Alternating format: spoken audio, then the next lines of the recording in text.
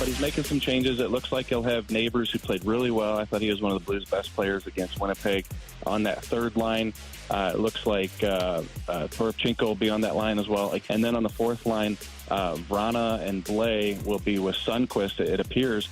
And with Vrana, this one's a little bit puzzling to me. Like, I don't think he deserves to be higher in the lineup, or he's playing well or anything like that. But if anybody would have said that Jakub Vrana would have been on your fourth line with Blais and Sundqvist, I think you would have scratched your head. So he didn't play much the other night. Not a lot of even strength ice time. He did have that penalty that was costly when the Blues are on the power play. It looked a little incidental to me, but maybe more than meets the eye on that penalty, but not up to snuff. And so it looks like he's been pushed down. Alongside Alex and T-Bone, I'm BK. That was Jeremy Rutherford on with the morning show earlier today, talking about the change that we're expecting to see in the lineup, Alex. Changes. Oh boy, this is one I'm going to try to be very reasonable about, but I'm going to be honest with you guys. I'm having a tough time today. When was the last time BK's ever been reasonable? No, it's a fair point. I'm going to be pretty unreasonable for most of the show today. We'll talk to Joey Vitale coming up in about 20 minutes or so about this change to the lineup, get his perspective on it. Alex, the biggest thing that I want to spend in this segment doing is understanding where the Blues are coming from. So that's what I want you to do for me. I will bounce off my concerns. I would love for you to give me the perspective of why I'm wrong. Can you promise me something, though? Please. So when I give you the answer, you don't get angry and you push back and say, no, that's not the correct way. This is the correct way. I can't promise that at all. You draw the short straw and have to take that side. That tone. Don't use the tone with me. I cannot promise you that I will avoid that. I can promise you that I will try. I should have refilled Run to the break room, go fill it up. Some water over here. We'll kill some time. I got hot coffee. Let's pour it on him. So Jakub Vrana played 7 minutes and 49 seconds of even strength ice time in their last game. So it shouldn't come as a surprise to anybody that he's in the doghouse right now. He was in the doghouse in the last game. My concern, Alex, is that I understand the coaching staff clearly believes that Jakub Vrana is not playing particularly well. They are certainly more well-versed in his play than we are on the outside looking in. And this very may well be one of those things where they're saying, hey, we can't let something that is happening with Vrana linger the way that we did with some of the guys last year that weren't playing well early on in the season, and it became a culture problem for the Blues. So from that perspective, if that's what this is, okay, cool. I get it. I understand where you're trying to go with this. You're trying to nip everything in the bud quickly because you don't want a repeat of last year.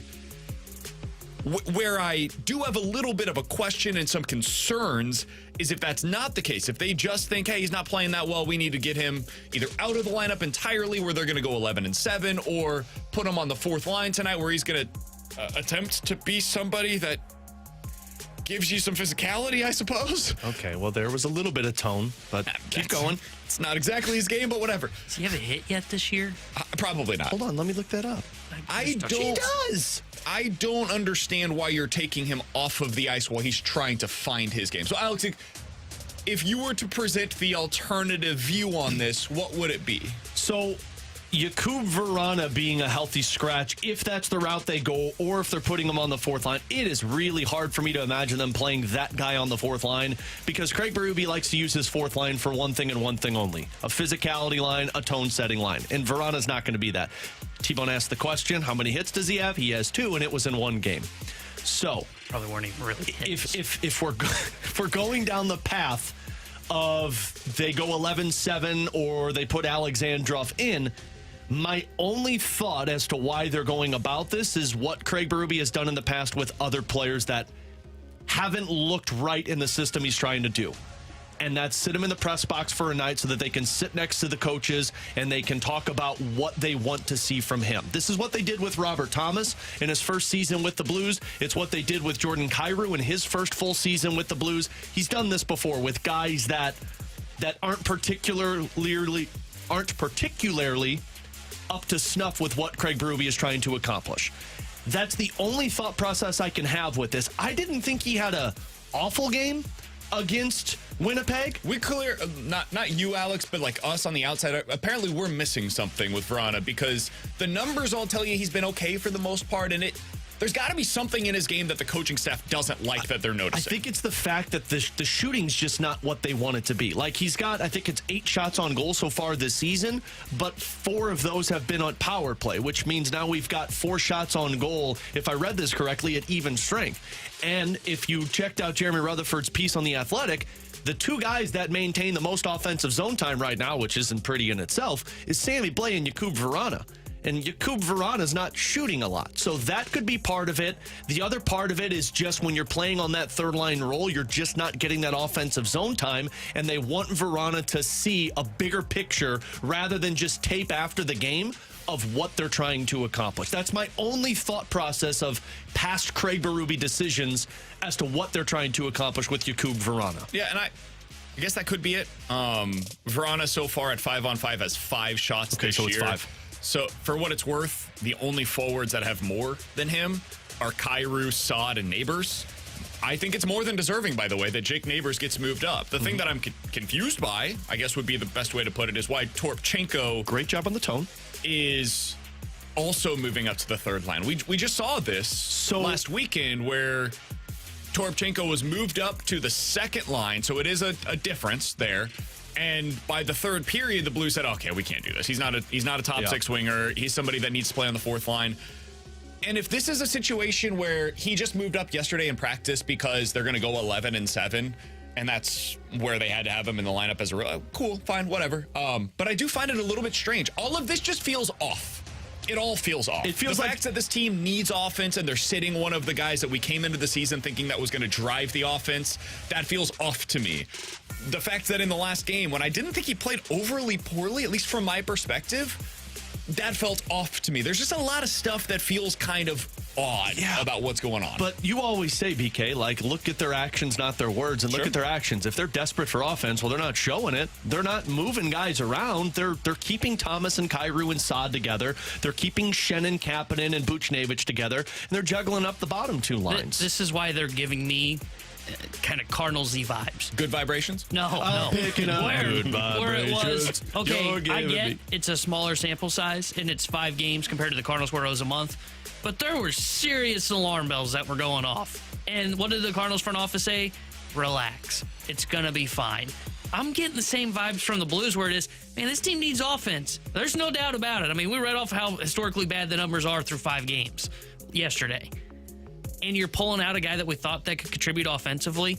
If you're making changes to the defense, like we heard Curbs tell us yesterday that Pernovich was skating with Tucker and Bortuzzo's into the lineup. Well, that's not an offensive upgrade. I would think if you're going to look for offense, you may add another puck-moving defenseman like a Scott Pernovich. There's just things that seem off. So here's why Toropchenko, and this is just my tell on this is where I can see why they're putting him up in that spot. Look, if Vrana wasn't going to be a healthy scratch, I think Vrana would be playing on that line, and it would just be Jake Neighbors playing with Kevin Hayes and Sammy Blais dips down.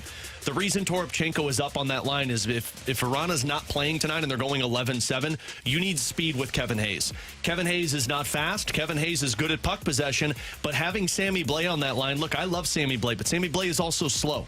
You need speed up there. So Toropchenko is going to be the big body that can go to the front of the net, and Jake Neighbors is also the guy that goes to the front of the net. Frankly, it seems like the line they're trying to make right now with Hayes and Neighbors and Toropchenko, if it is a big body physical line that can get offensive opportunities and screens in front of the net. So to that point, Craig Berube was on with the fast lane yesterday, and they asked him, okay, how do you get more offensive zone time? And I think this answer might also illustrate what he's searching for by putting Toropchenko up there, Neighbors up there. It might tell you a little bit on where his headspace is right now. For me, it all starts with the forecheck. And then, getting on them pucks to the forecheck, getting there, winning those battles, then creating, ozone time, getting it low to high, shooting pucks and getting them puck recoveries, We're doing great things off the rush right now, but we're just not getting enough ozone time yet. I think that is why they're going with this kind of a line. Hey, you need more forecheck. You need to be able to get out there and less rush, more forecheck. How do you do that? Well, certainly not with Jakub Vrana. And you think you just answered your question as to why he's not playing tonight. That being said, man, Craig Berube knows more about hockey has forgotten more about hockey than I will ever learn in my entire life. So I'm admitting that on the front end. I think there is a little bit of this where it makes me wonder, okay, if this is the style that you want to play, why did you construct the roster the way that they did? Well, Berube didn't construct the roster. Fair. Is there another divide that is taking place? I don't know that to be true at all, but the personnel currently doesn't match this style. Robert Thomas ain't playing that way, man. Jordan Kyrou isn't playing that way. I like Kasperi Kapanen as a player. I don't think he's a guy that's like getting out there on the forecheck in a physical manner. But he is winning puck battles. And winning puck battles isn't so much, you got to outman the guy. You got to be able to use your stick and lift the stick and steal the puck. I think there's some of that with him. I think sometimes we overstate it a little bit on what he's done in that regard, but fair. Certainly he is more active in that way than Vrana or Kyrou or Thomas. I really think Vrana is, and this isn't meant to be negative, Vrana is a lot of what Vladimir Tarasenko was. He's Mike Hoffman. Yeah.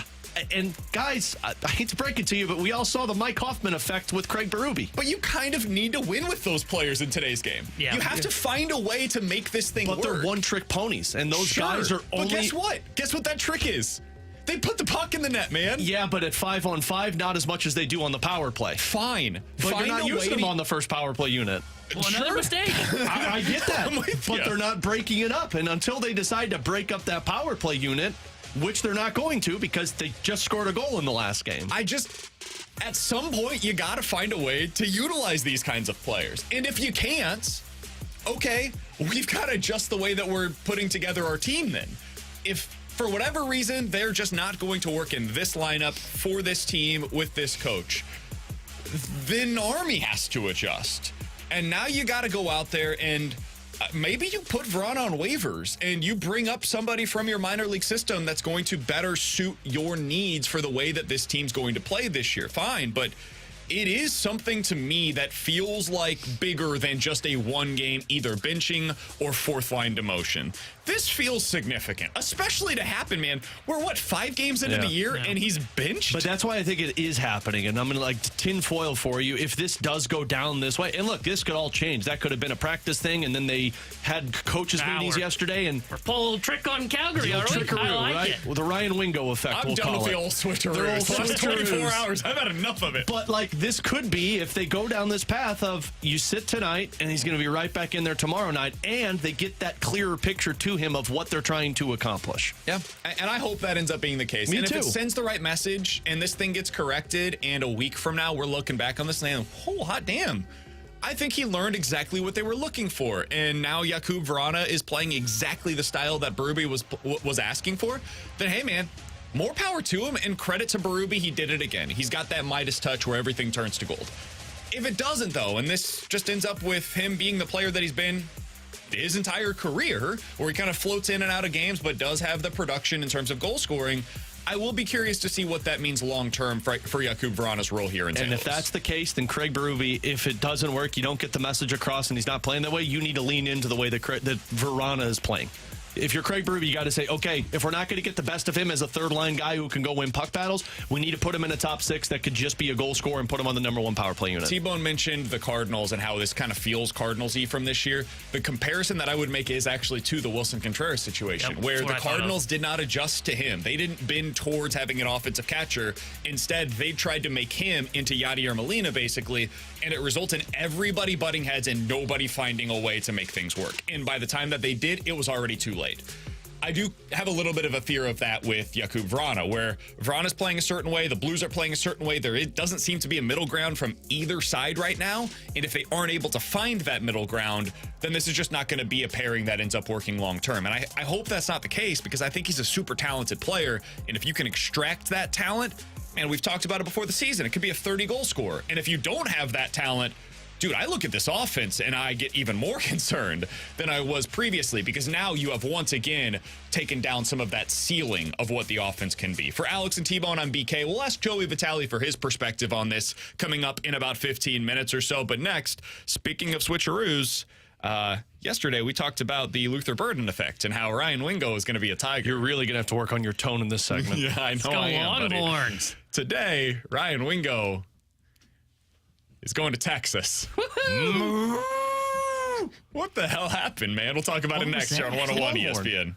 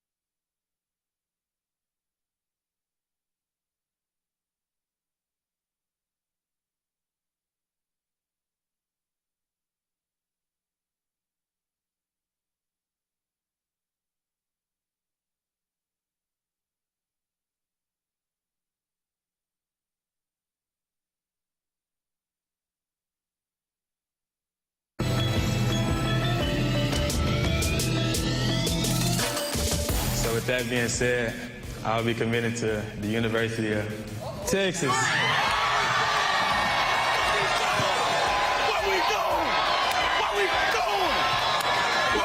That's what it sounded like yesterday at SLU High School as Ryan Wingo decided to take his talents down to Austin, the same place that I'm going to be heading in 2 weeks. Hey, listen, I want to say on the front. That's why you're going down there. Yeah, I want to scout it out. What did he see? Hey, Ryan Wingo, you think you're a big boy? You think you're a big boy?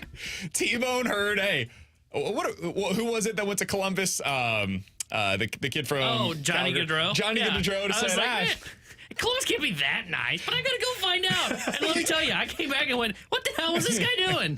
Clearly it was a money decision. So he wanted to go to Columbus. He found out, he went there for the money. I want to go to Austin. I think I'm going to find out that Austin's pretty great, frankly. Yeah, they got I better don't blame weather. Ryan Wingo for choosing the University of Texas, man.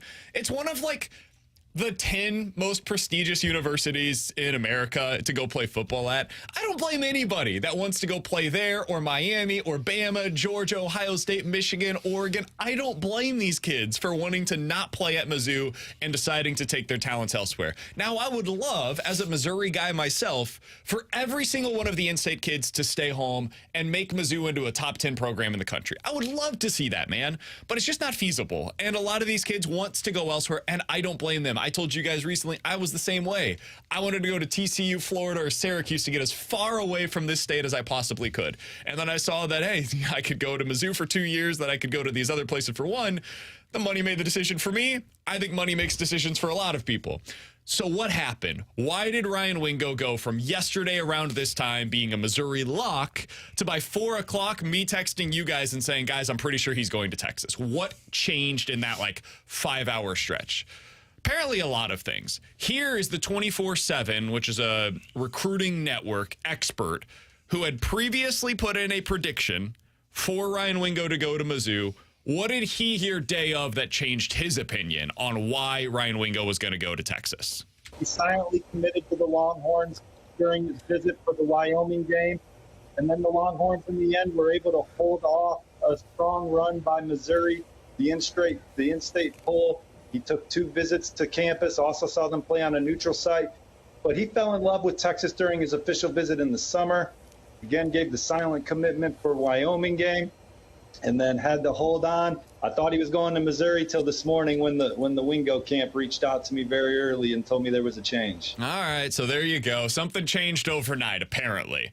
Now, let's hear Ronnie Wingo, Ryan Wingo's father, who was asked right after the commitment from his son, Ryan Wingo, hey, is this over? Is it a done deal? He's going to go play at the University of Texas. Of course he's going to say yes, right?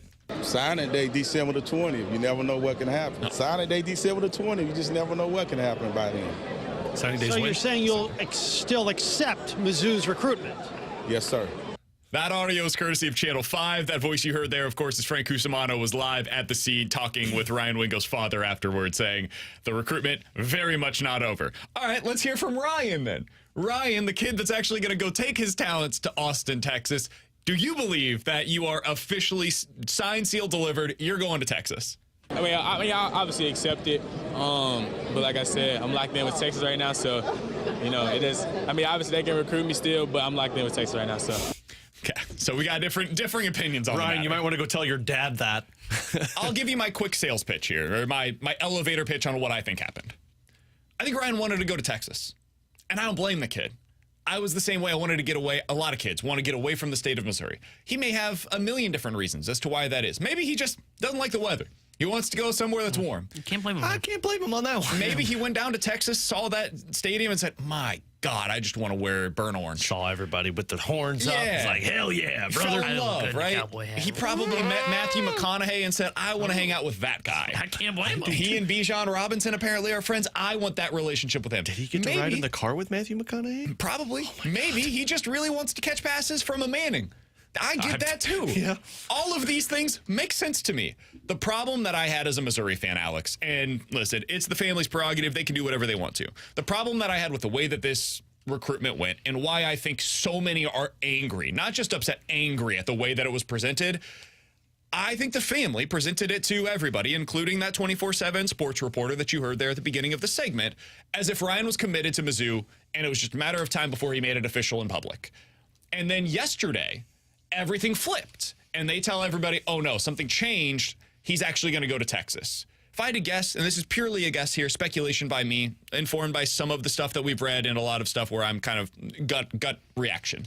I think he wanted to go to Texas. I think he told his parents the other day, hey, I'm going to go to Texas. His parents said, oh boy, okay.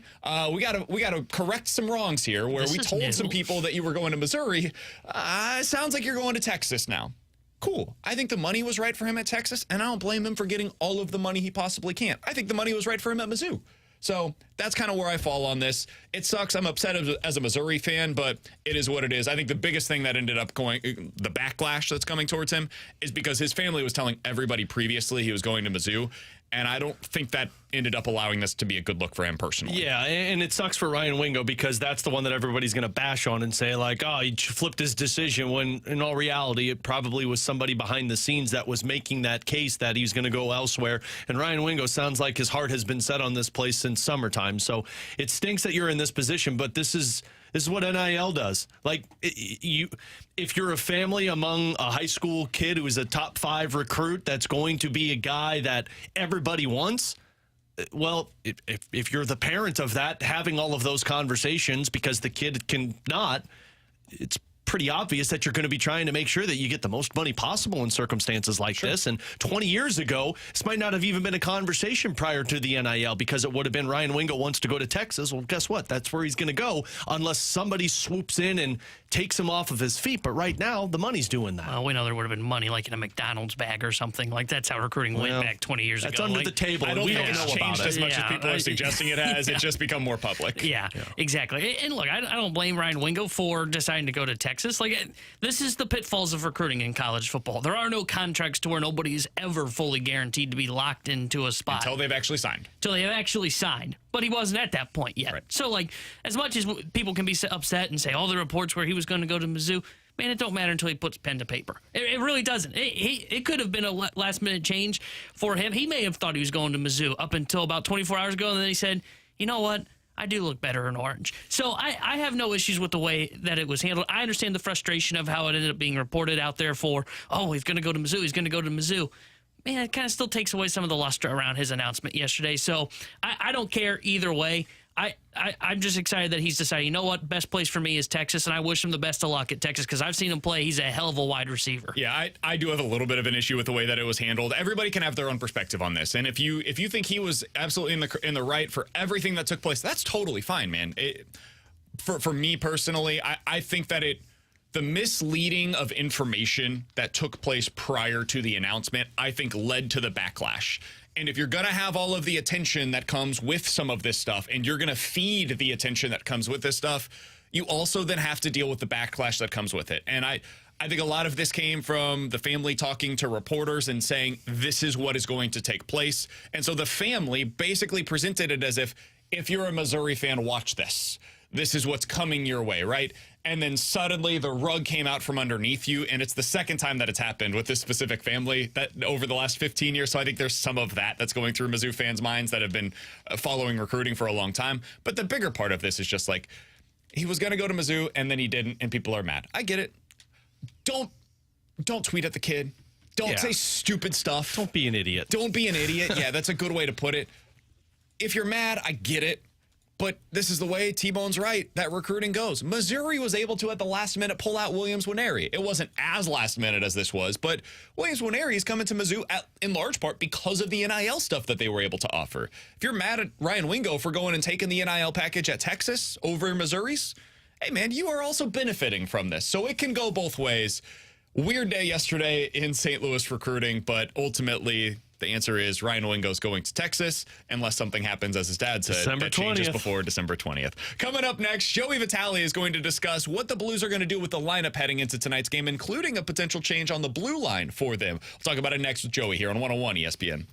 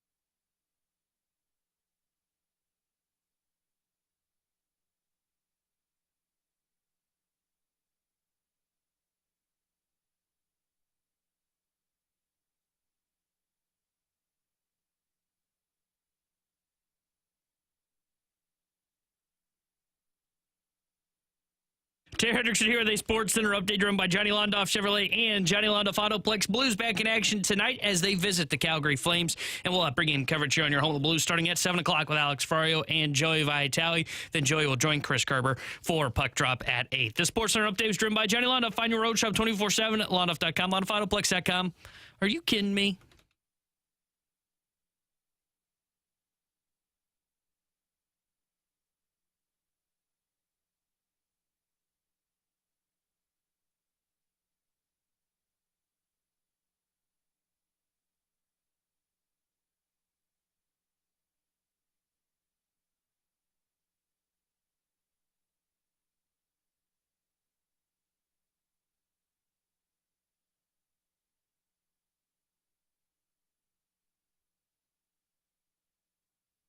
Alongside Alex and T-Bone, I'm BK. Happy to go up to Calgary, Canada, where Joey Vitale is joining us live. Look at the damn map. Ahead of tonight's game between the Blues and the Calgary Flames. From what I understand, it's nice and warm up there right now. Joe, we appreciate the time as always, man. How you doing today? Joey.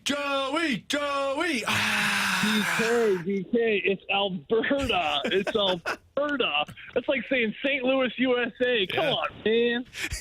That's what we told him yesterday, Joe, and he just continues to lean into it. Calgary, Canada, just refuses to look at a map. We had the best conversation about this yesterday with Chief because I asked him, I was like, Chief, where do I get some good Alberta beef? And he said, not in this town. I go, what do you mean? He goes, yeah, I go to Edmonton.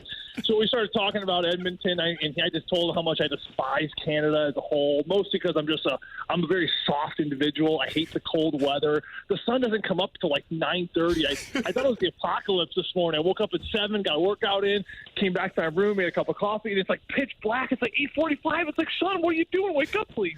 But yeah, anywhere in Alberta, Edmonton, Calgary, it's just on my no-no list, guys. Listen, I'm getting through it. Is Curbs going to go find that good Calgary beef? Yeah, well, Curbs, he's pumped up. He's pumped up about the corned beef sandwich tonight. It's a great beef sandwich, and it actually works out well, Alex, because, our pregame starting tonight at 6 p.m., where then, Curbs always goes and gets it for us right after we talk to the coach. And I always say, hey, Curbs, I can't join you. Would you mind picking me up one? Because I got the great pregame show with the Alex Ferrara on, and so it ends up working out pretty well because he not only gets it for me, he has to pay for it too. Oh, that's a genius move. Yep, this is why I love our pregame show. This is if you're not listening, you should. Joe loves pregames, and it's free food on the road trips. Joey V's got it locked in. So, Joey, is Jakub Vrana going to be joining you up in the press box tonight? Hey. You know what? I'm not a betting man. I told you guys this in the past. You can read between the lines all you want. I'm not a betting man, but if I were in Vegas right now, I would put a nice little bet on that. Let's just say that. I think that Craig Berube is looking to get a lot of these forwards motivated. I think there's about 5 or 6 stragglers at this point that, I talked to him on the side yesterday about it, and, without giving out names, there are some individuals that have another level that just they have not hit there yet. I think Jakub Vrana, to be fair, has been one of those players. Does Craig Berube end up going with someone to replace Vrana tonight? Does he go with 7D, which he's done in the past? Keep in mind, you got veteran Robert Bortuzzo sitting out, and you have, of course, Scott Perunovich, who they're looking to get some games in as well. It's been 5 games. They've been sitting around for a long time, too. So maybe there's a mix-up and a shake-up on the defensive side, and where maybe you just only go with 11 forwards. So lots of different options here tonight, but I do think Jakub Vrana will possibly get a reset here tonight. The Blues have not taken morning skate just yet. It's the Flames right now. They'll be taking a morning skate in about 45 minutes, so we may have a little bit better of an idea then. Joe, is Vrana suffering more from this zone scheme to where the emphasis is on the defensive side because last year was so bad, or is it more he's suffering from being in a bottom 6 role rather than a top 6 role? Alex, I think he's suffering because this team's trying to get back to becoming an offensive zone team. Jakub Vrana look at his tools. Look what he brings great to the game. He's fast. He's got a great shot, and he's creative off the rush. Last year when they get him from Detroit, he had a ton of success. Why? Because we were a rush team last year. We were opportunistic, and we scored a ton on the rush. This coming year, entering this year, one of the things Craig Berube wanted to switch to, or at least have more of a balance, is to, yes, you can score off the rush, but we can't just lean on the rush. We have to have this ability to have offensive zone time. So I really think it's been a focus Chief and the coaching staff and all these players to re-identify themselves simply not as a rush team, but they have to have more of a balance. And they're really pushing offensive zone time right now. You bring in Kevin Hayes, you bring in Oscar Sundquist. I think you bring in those big bodies because that's the style they want to get to. Now they're trying to get to that style, but of course Jakub Vrana, I think because of the tools I just mentioned, he's more of a rush guy. So that's where I think it's been a little bit of a divide, or possibly a little bit of, let's just say, hasn't quite connected with him just yet. And sometimes it just needs a little reset. You watch the game, you see how it develops. You develop a little bit of a burr on your saddle by maybe sitting out one, and then you come back in refreshed, ready to go, and maybe have some good communication with the coaches and figure out what you need to do from there. But I think the biggest reason why Jakub hasn't really shined in the regular season is because of the way that the Blues team is trying to play. Doesn't necessarily play to his strengths, but definitely the potential is there. Does this Blues team have the personnel to play the way that they want to, Joey? They do. Yeah, they do, BK, and I think that you're going to see some line shakeups tonight. We saw some line work yesterday at practice. You know, for a while there, they had, Kevin Hayes. He was with Sammy Blais and Toropchenko.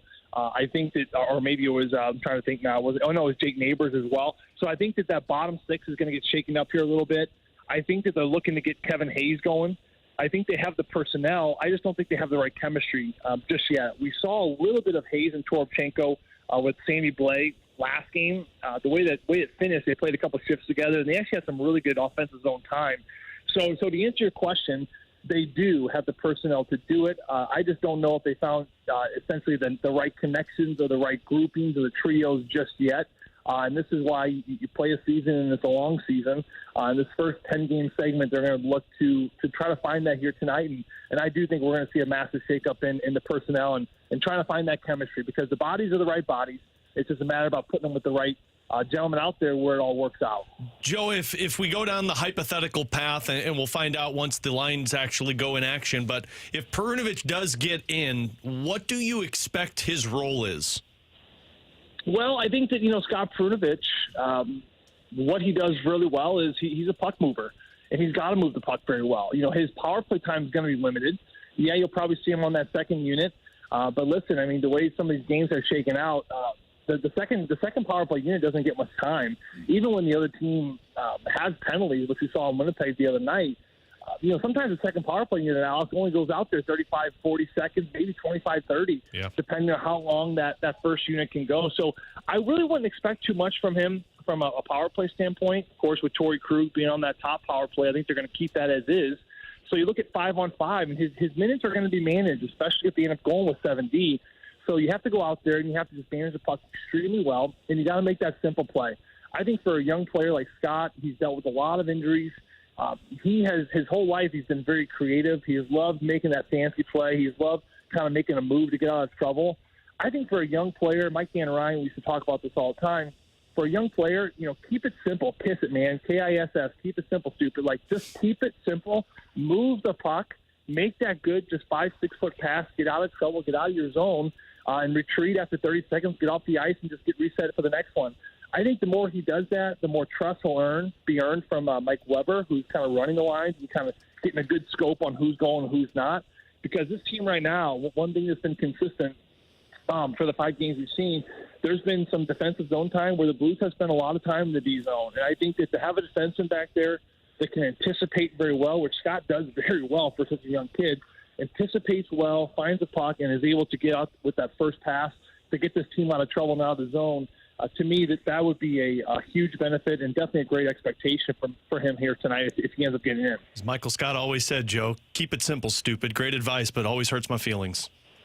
It really does. He also said he was quoted by saying you miss 100% of the shots you never take, which he also 100%. Quoted Wayne Gretzky, but that was also he quoted the quote of Wayne Gretzky. But Michael Scott said it. That's the main point. Which is true. Joe, appreciate the time, man. Looking forward to hearing you and Alex Ferrara on the pregame coverage from Calgary, Canada. That starts at 7 o'clock. Go get that Calgary beef. We're going to be coming live, BK, tonight from Calgary, Canada. Yeah, that's right. You get it. Joey understands the show. Appreciate you, Joe. See you, boys. Thanks. See you, buddy. Take it easy. That's Joey Vitale joining us here on 101 Get ESPN. that Calgary beef tonight. Dude, you did so well in that first segment. of not having a tone. Just that sigh pissed me off. That's fair. Just that sigh did it.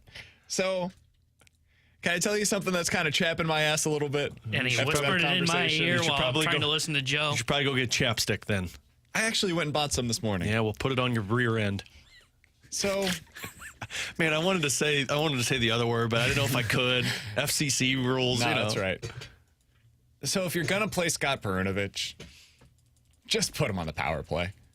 Like Yeah. if you're not, Well, he will be. He'll be on the second unit, and you'll see him for 15 seconds. Oh, good. because you know he's not going to be good at 5-on-5. Like, let's be honest. We know what he is and what he's not. Technically, we don't know. He's only played like 4 Fair. games. He's not playing right now in the first 5 games because he's not very good right now at 5-on-5. Look, if he's a 7th defenseman, what they will use him with is offensive zone faceoffs. And as soon as the puck comes out of the zone, And it's power get on the play. bench. And power play. Yeah, but I mean, you're not going to put Perunovich on the power play over Torrey Krug. Why? Have you seen Krug out there dominating the power No, play? we haven't. But The we first haven't seen unit's been Perunovich either. terrible. They just got a goal. I don't know why my voice did that. Good for them. I can't believe it. He got to go. I'm a rookie. He has to go. I'm not telling you that he needs to play 25 minutes tonight. Well, he he shouldn't. won't. The only guy that's playing 25 minutes a night is Parayko and Falk. His entire value for you right now is helping you out of the power play. Frankly, I think that's part of what's gone wrong with Vrana. You asked what's gone wrong. Is it that he's in the bottom 6 in the top 6? Is it like I think it's he's not playing on the power play very much. Well, yeah. Put him on the first unit. I know you got to earn that, quote unquote, by your 5-on-5 time.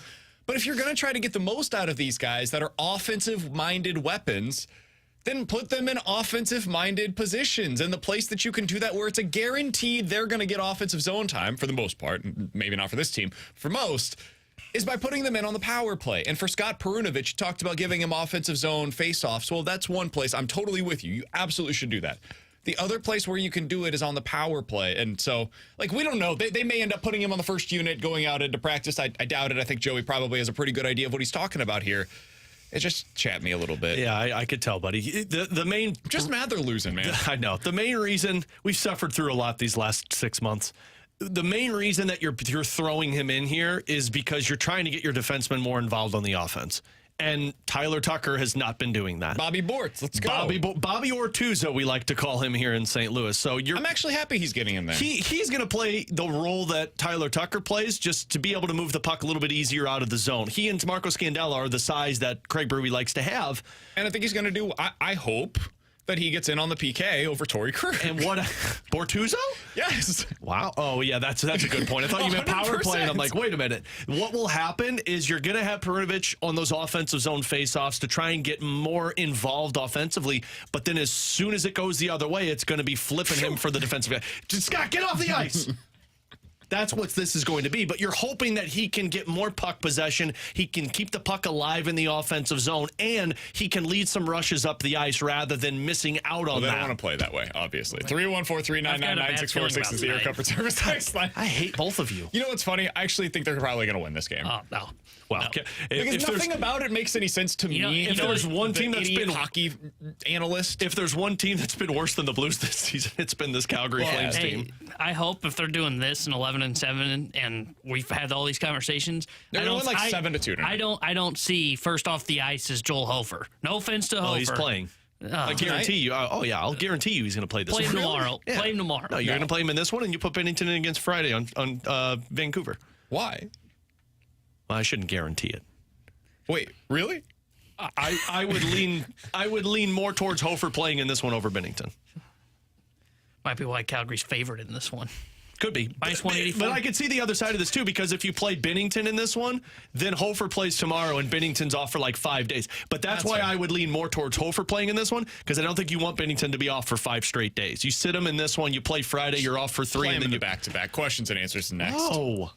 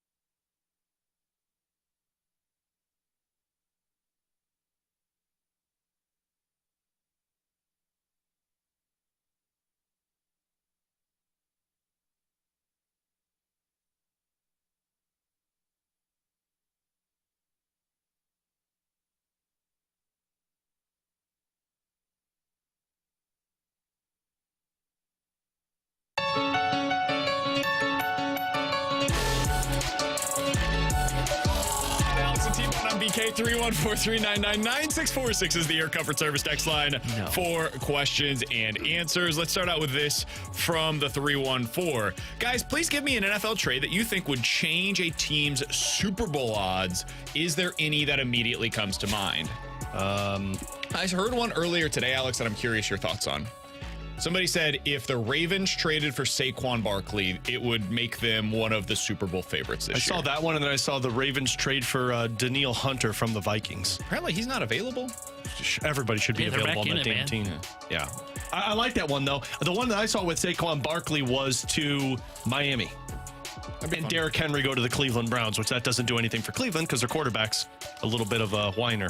But I was going to go with a different word, but yeah. Well, I was too, but I can't say that on the radio. Saquon to Miami would be awesome, but I mean, look, you put any running game with the Baltimore Ravens, somebody who is like can eat all of the reps, you're in a good position. I would say Kirk Cousins to the Atlanta Falcons. You put a quarterback there, they win that division. There's a lot of teams. I think that if I pluck Kirk Cousins and put him on there, like Cleveland would be one of those. If I put him on Atlanta, that'd be one. I honestly think New Orleans. I think Derek Carr's been terrible. Yeah. I think quarterback's one of their biggest issues. Well, now they might not have. I think he's also hurt. I think what we're seeing right now, like, because we've seen Derek Carr for a decade now. I don't think he's a bad quarterback. And I think he's super average. I think I've left one season going, whoa. That's fair. Otherwise, it is like Which average. season was it? Was the year he broke his leg. The year that he almost won the MVP, or he was in the running for the MVP. I don't remember what year that was. I don't even remember who his receivers were that year. They weren't good. To be fair, I don't know if I remember who. Amari Cooper. That's right. He was still on that team. Yeah, I want to say it was Amari Cooper that was his number one guy that year. 314-399-9646 is the Air Comfort Service text line from the 314. Guys, which team will have more shots on goal this weekend? Calgary. The Blues or St. Louis City SC? Hey, City SC. They're too much of a defensive team. Yeah. I honestly might agree. Oh, with wait, that. no, I was being sarcastic. I think City probably has more shots on goal.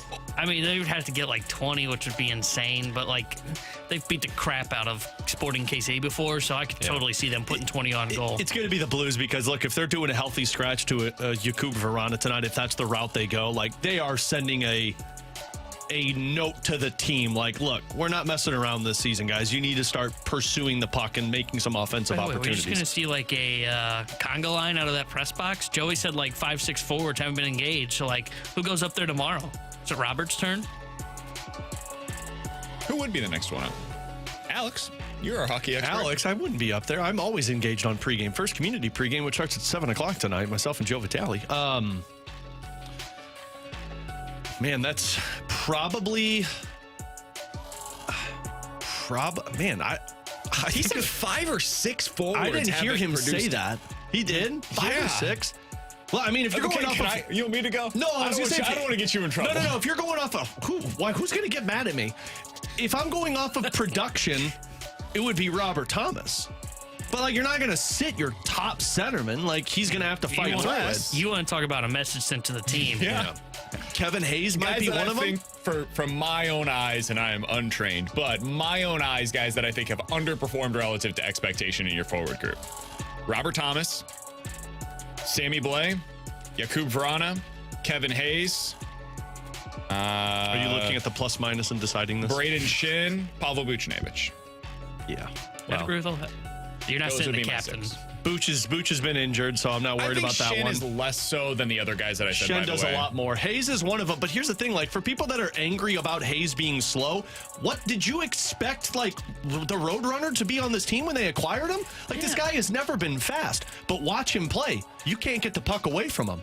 His problem is his line mates aren't holding on to the puck. Well, he's got a lot of problems, but that's one of them. 99 problems, but that ain't one. Speed is one. 314-399-9646. Which again, he's never been fast. For questions and answers from the 314. Guys, if you could have the Cardinals make one trade this offseason, who would it be for?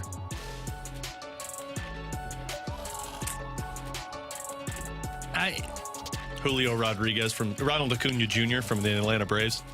We don't need an outfielder. We don't? No. They've got Jordan Walker. They don't need to trade for Ronald Acuna. Oh, good. No, in all seriousness, like who is a guy that you think could actually be made available? So you didn't I should put that into the question. No, fair point. That's on me. It's on you, man. Who's the guy that could be available this offseason that you would most like to see on the Cardinals next year? Mine would be a pitcher from Seattle or Miami. And I can't give you a name because I don't know who's available, but I have a feeling that a lot of the top guys are available on both teams. It's one of those two. I would probably say Glass now because of what it would cost. I think Cease is the name that I would throw up there, but I know I got to get rid of probably Gorman to get him. Unless the White Sox are truly saying this is a rebuild upon a rebuild, which I think they would take mostly prospects. If that's the case, okay, fine, I would say Cease. But if they say we want Gorman, I'd say no.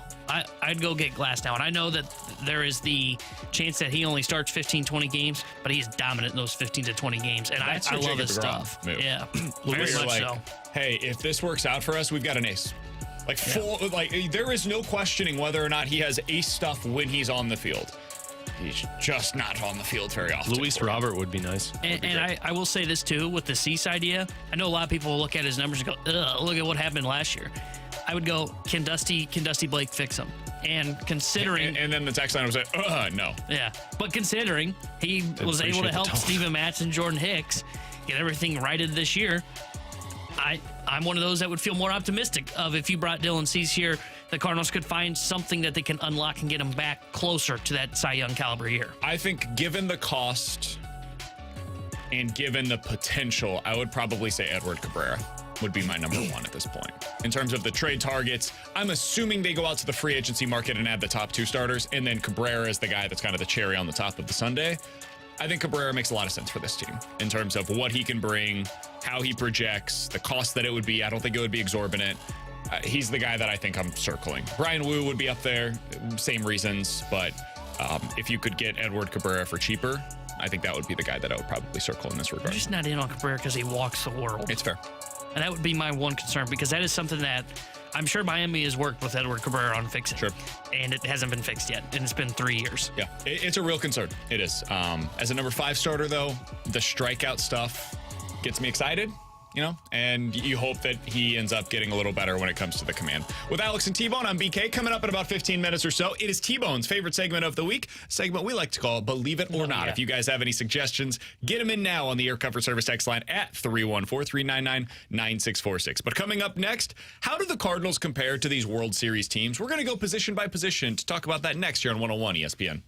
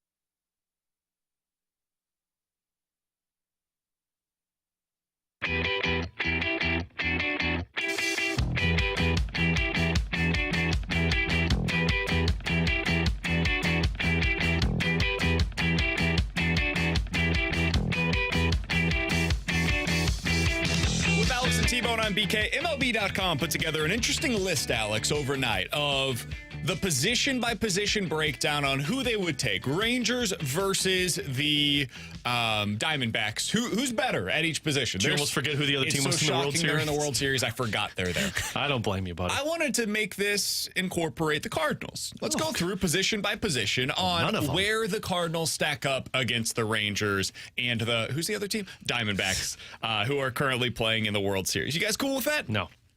Next segment. Coming up next. So let's go through this. Let's start with the catcher position. You got Jonah Heim for the Rangers. You got Gabriel Moreno for the Diamondbacks. Both of them are clearly worse offensively than what the Cardinals have with Wilson Contreras behind the plate. However, they are both also significantly better defensively than what the Cardinals have. Gabriel Moreno was a plus 20 this year in defensive runs saved for the Arizona Diamondbacks. You tell me that's a joke of a stat. That is insane to be that good defensively. Now, I do think that defensive runs saved can be misleading. When it's that high, though, it tells you he's a great defender. Like, we can argue on semantics. He's a very good defensive player back there. How would you rank those three? Heim, Moreno, Contreras. Or let me ask that. How do you think the Cardinals compare between... Contreras is... how the I get what you're saying. I would have him in the middle. Like, I think I would put Moreno above Contreras just because, like, even though he's not as good offensively, he's still really good offensively. And then you add that defense. I don't know. I value the type of hitter he is for the Cardinals. And so if I look at those three, I would much rather have a guy who's going to be in the middle of my batting order, and I know he's going to be a contributing factor who could carry my team, rather than somebody who I've got a stud defensively, but he's hitting 8 or 9 for me. Yeah, I think I would probably value Contreras ahead of both of them, even though I am very much like on the side of his defense needs to be better.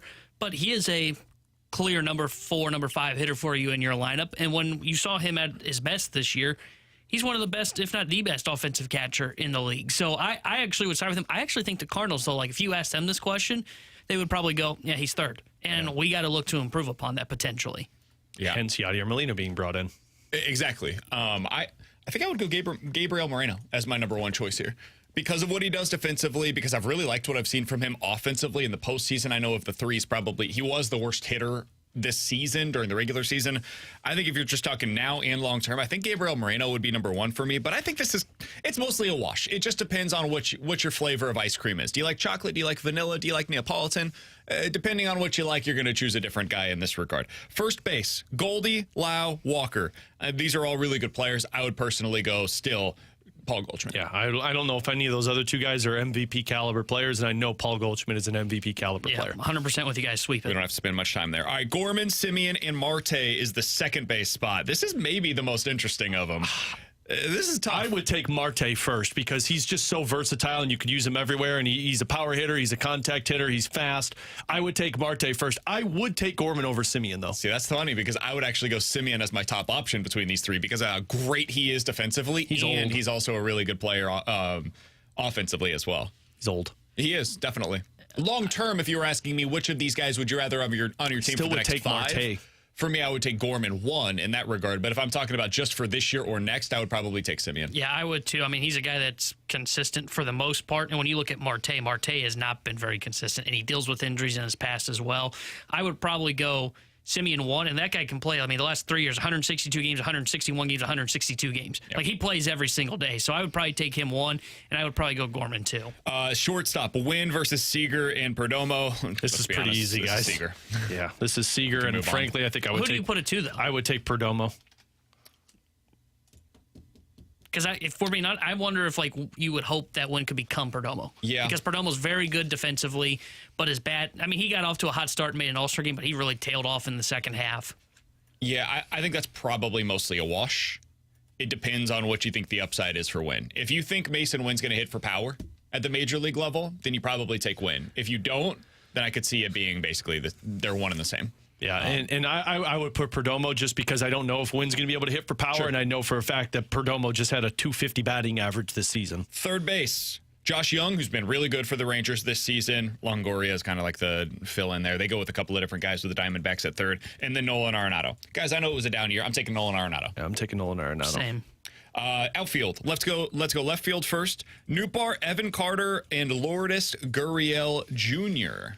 This is an interesting one. I think I would go Evan Carter as my top choice here. I got to look up Evan Carter. I haven't seen much of him other than these playoffs. He's really, really, really good. He's also very young. He would probably be my top choice here, but if you wanted to go with the second choice, I would probably go Nootbaar over Gurriel. Go ahead, T-Bone.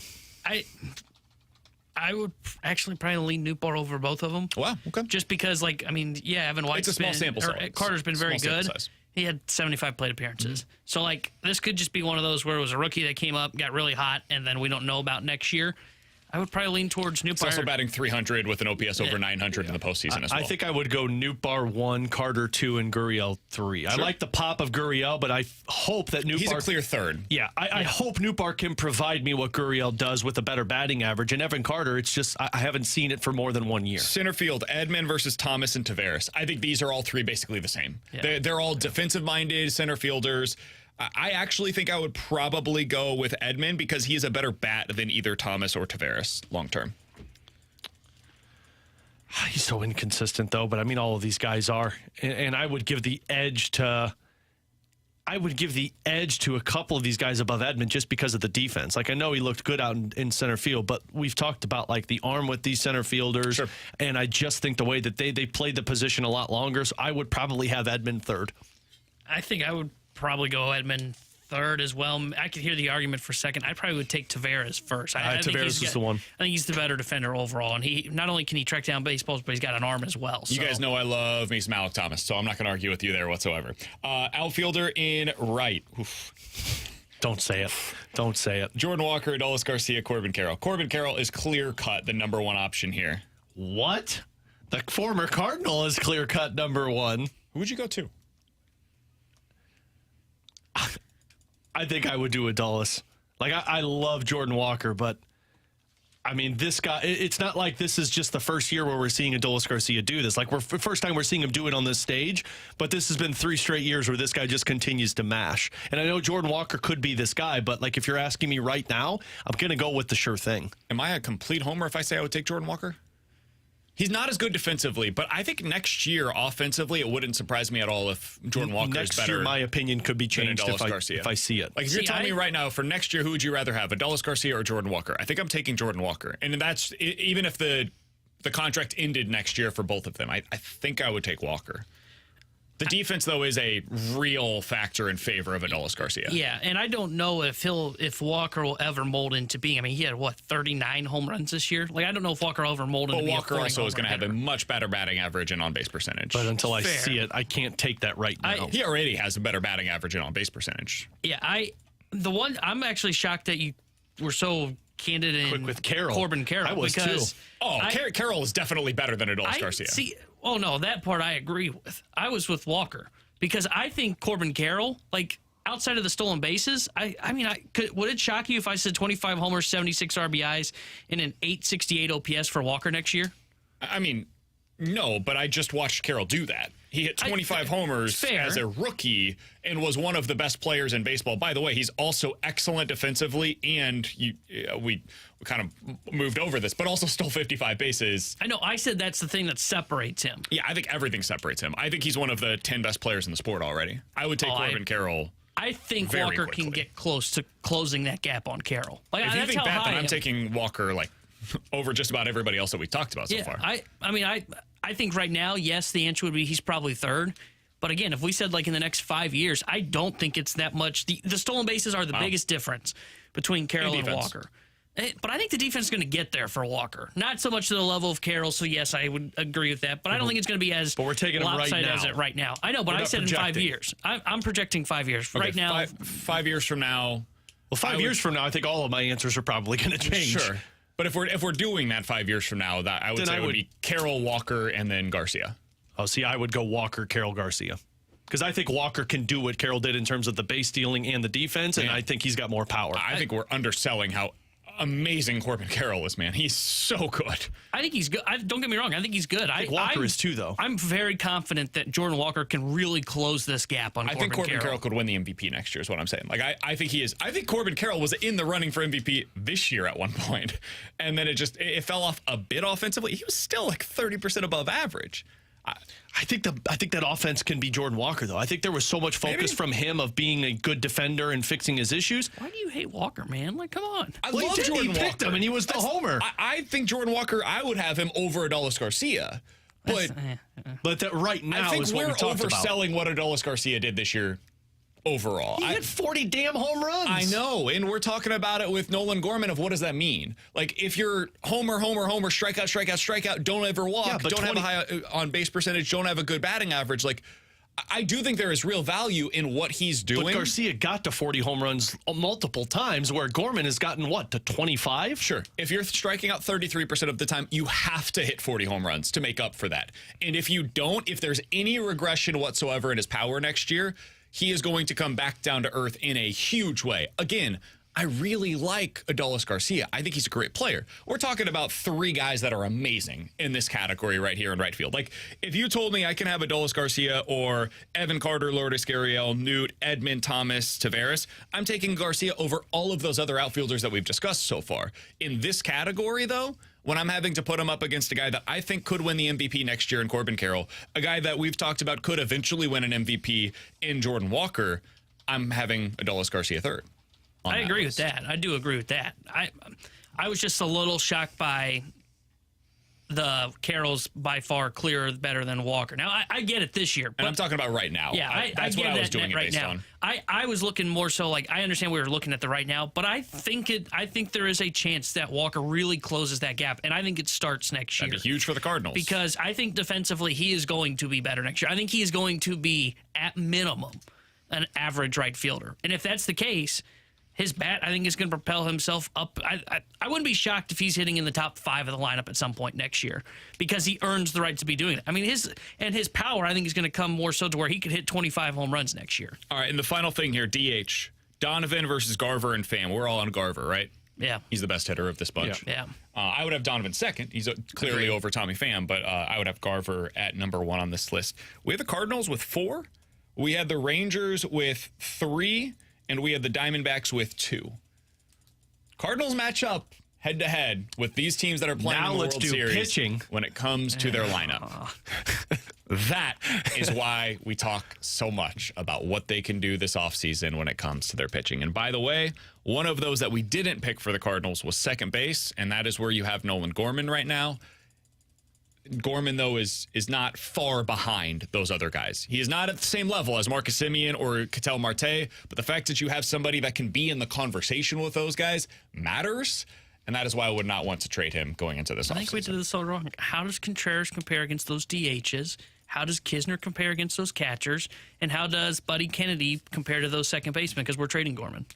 Coming up next, let's play a game of Believe It or Not. 314-399-9646 is the Air Comfort Service X line here on 101 ESPN.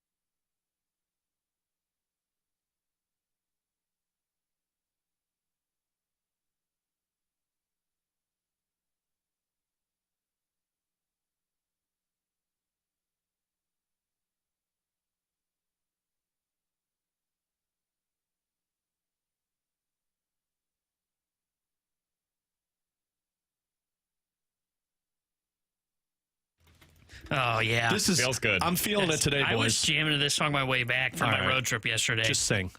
Believe it or not, I'm walking on air. I never thought I could feel so free, flying away on a wing and a prayer. Who could it be? Oh, yeah. Believe it or not, it's just me. Alongside Alex and T-Bone on BK3143999-646 is the Air Comfort Service text line for Believe It or Not. You give us a scenario, we'll tell you if we are believing it or not here on 101 ESPN. Alex, let's start with this. Believe it or not, Jakub Vrana is on the Blues by the end of the season. Not. I'm sorry. He said, Alex, let's start with this. Sorry. It was one of those that was so obvious I had to jump in. He's not on it. They'll trade him. You got to hope that he performs well for you to move him, but if you're competing for one of those final playoff spots, you'll view this as, well, we could get an asset for Jakub Vrana, and then we've got other options that can come in and play a third-line winger role that we have him in. And the best case scenario is he plays like somebody who you could get a second-round, first-round draft pick for, and then you tell a Bolduc who has success in the AHL or a Snuggerud after college, you got to roll on our NHL roster. So I'm believing this one. Wait, he said he was. It doesn't matter. He's not going to be on the roster. Yeah, not going to be on the roster at the end. Are you sure? I will say this. Don't we think Bolduc's kind of Vrana type, right? Offensive-minded, But it's a young player playing on a third-line role. Okay, but I need him to be playing offensive-minded, and we're just saying, go block shots, bud. I'm starting to really raise concerns with the way things are going here and the way the personnel is being used. How long did it take him to figure out the role for Hoffman? Basically until about game 55. Look, Dom. To be fair, Hoffman was just a bad hockey Hoffman player. was awful. We learned that afterwards. But it took them forever to finally go, you know what, top power play for Mike Hoffman. They knew he was awful in every sense. They were just bad, and they said, well, we got to start scoring somehow, and our power play's not working, so let's put Hoffman up there. Easy, Dom. Keep your analytics to yourself.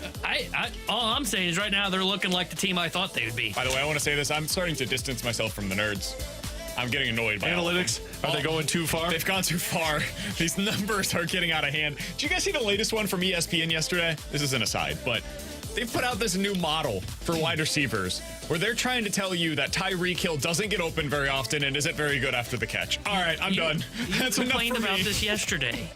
The guy doubled down. He said Tyreek Hill's not a top 10 wide receiver in the NFL, the one that put this out for ESPN. And I said, you, sir, need to stop.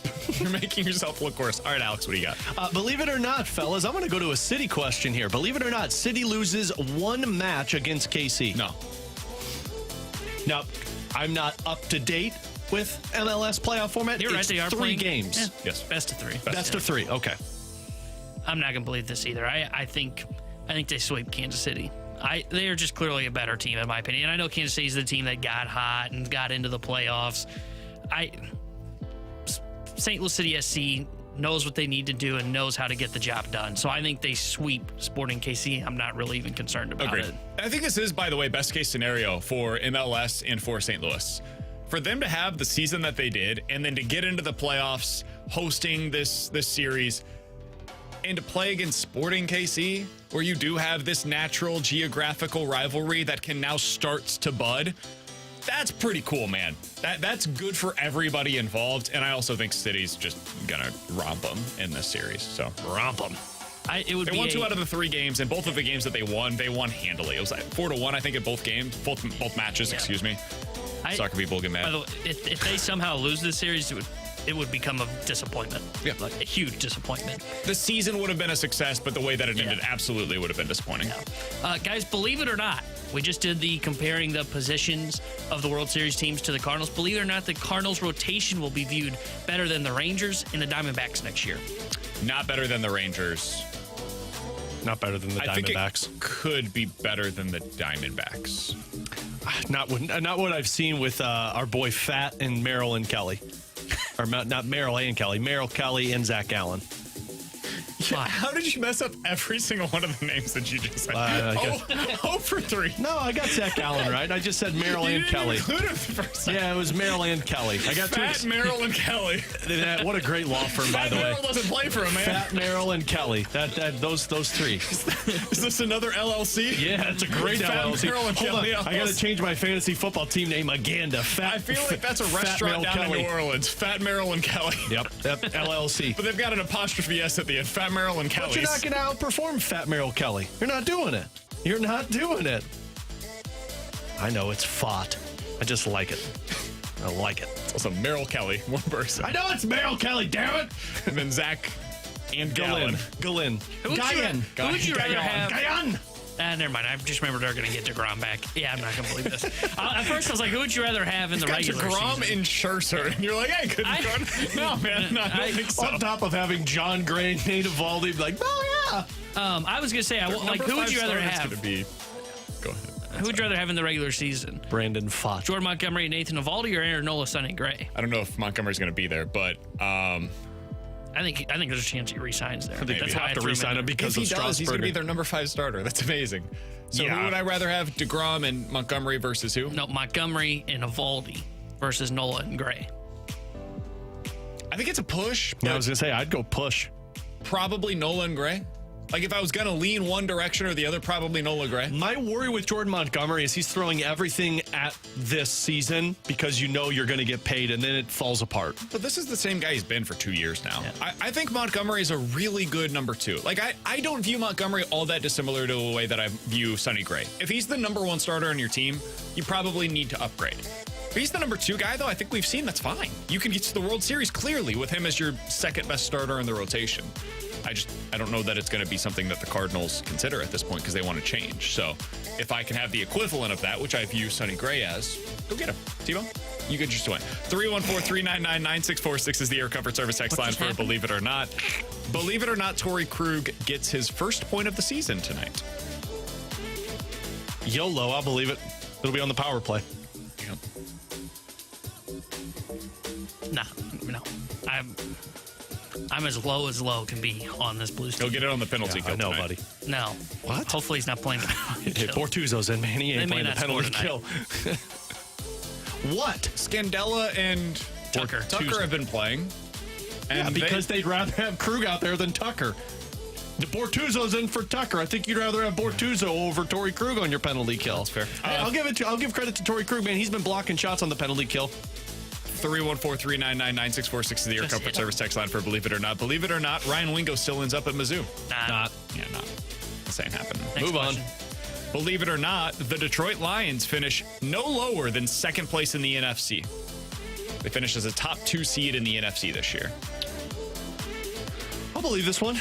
I think it's going to be a race between them, the 49ers, and the Philadelphia Eagles. And after what we just saw with the Niners, it makes you wonder, like, okay, now we're starting to see a little bit more of reality with Brock Purdy. So I'll believe this one. I think Detroit will take what happened against them in Baltimore and use that as motivation the rest of the way. Looking forward to this Bengals matchup this weekend for the 49ers against Sam Darnold, so that way the Bengals can start their ascent up the AFC North standings. Yeah. Did you just say Sam Darnold? Yeah, he's starting this weekend. Trey Lance concussion. And you're just... Or not Trey Lance, sorry, Brock Purdy. Another glitch for you. Yeah. We've all had our moments today, boys. I haven't. Fat Merrill Kelly. I'm not going to believe this, though. I still think San Fran and Philly are clearly the 2 best teams. Because if Detroit was a top 2 team in the NFC, and granted, that's not saying much because there's probably just 2 really good teams in the NFC, you don't lay the egg you did at Baltimore. I think part of the issue with the Purdy interceptions was I think he may have had the concussion last week when he threw those 2 picks. And I think he was 2 for 6. Now said that he was. Yeah. So I think you got to look into that and say, okay, that's what happened there. Where'd the spotter go on that one? If he threw those I don't know how they missed picks? that. Yeah. That's embarrassing. Have you guys seen the play where it happened? Yeah. It was the quarterback sneak play where he gets rocked in the head. I don't know how they missed that. That's a bad look how many for the NFL. spotters pull guys out that like it's pretty obvious that they're fine? And how they've do you been let much that better, by walk? the way. They deserve credit for the fact that they've been pretty good. The NFL has to be aggressive on this in the last couple of years, I would say. Basically, since the Tua saga, they've been better about this, and they needed to be. For them to miss that one is a really big whiff by the league. Yeah, so I still believe those San Fran and Detroit are clearly, or not Detroit, San Fran and Philly are the two best teams in the NFC. I agree.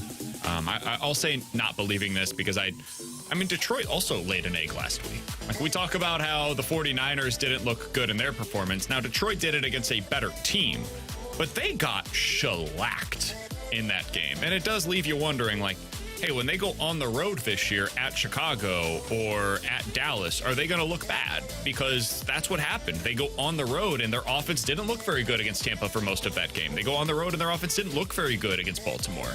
Is that going to happen again as they go on the road later on this year?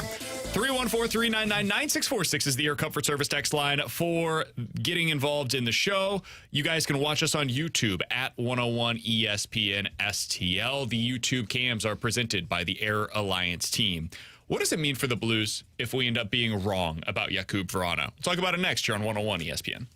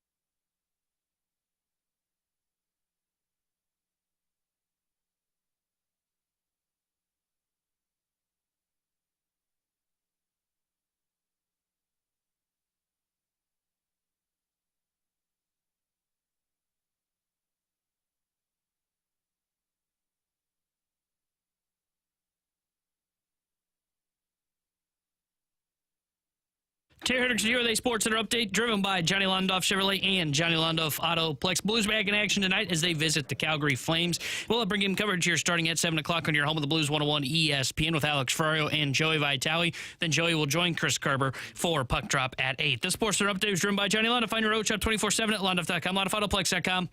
Are you kidding me?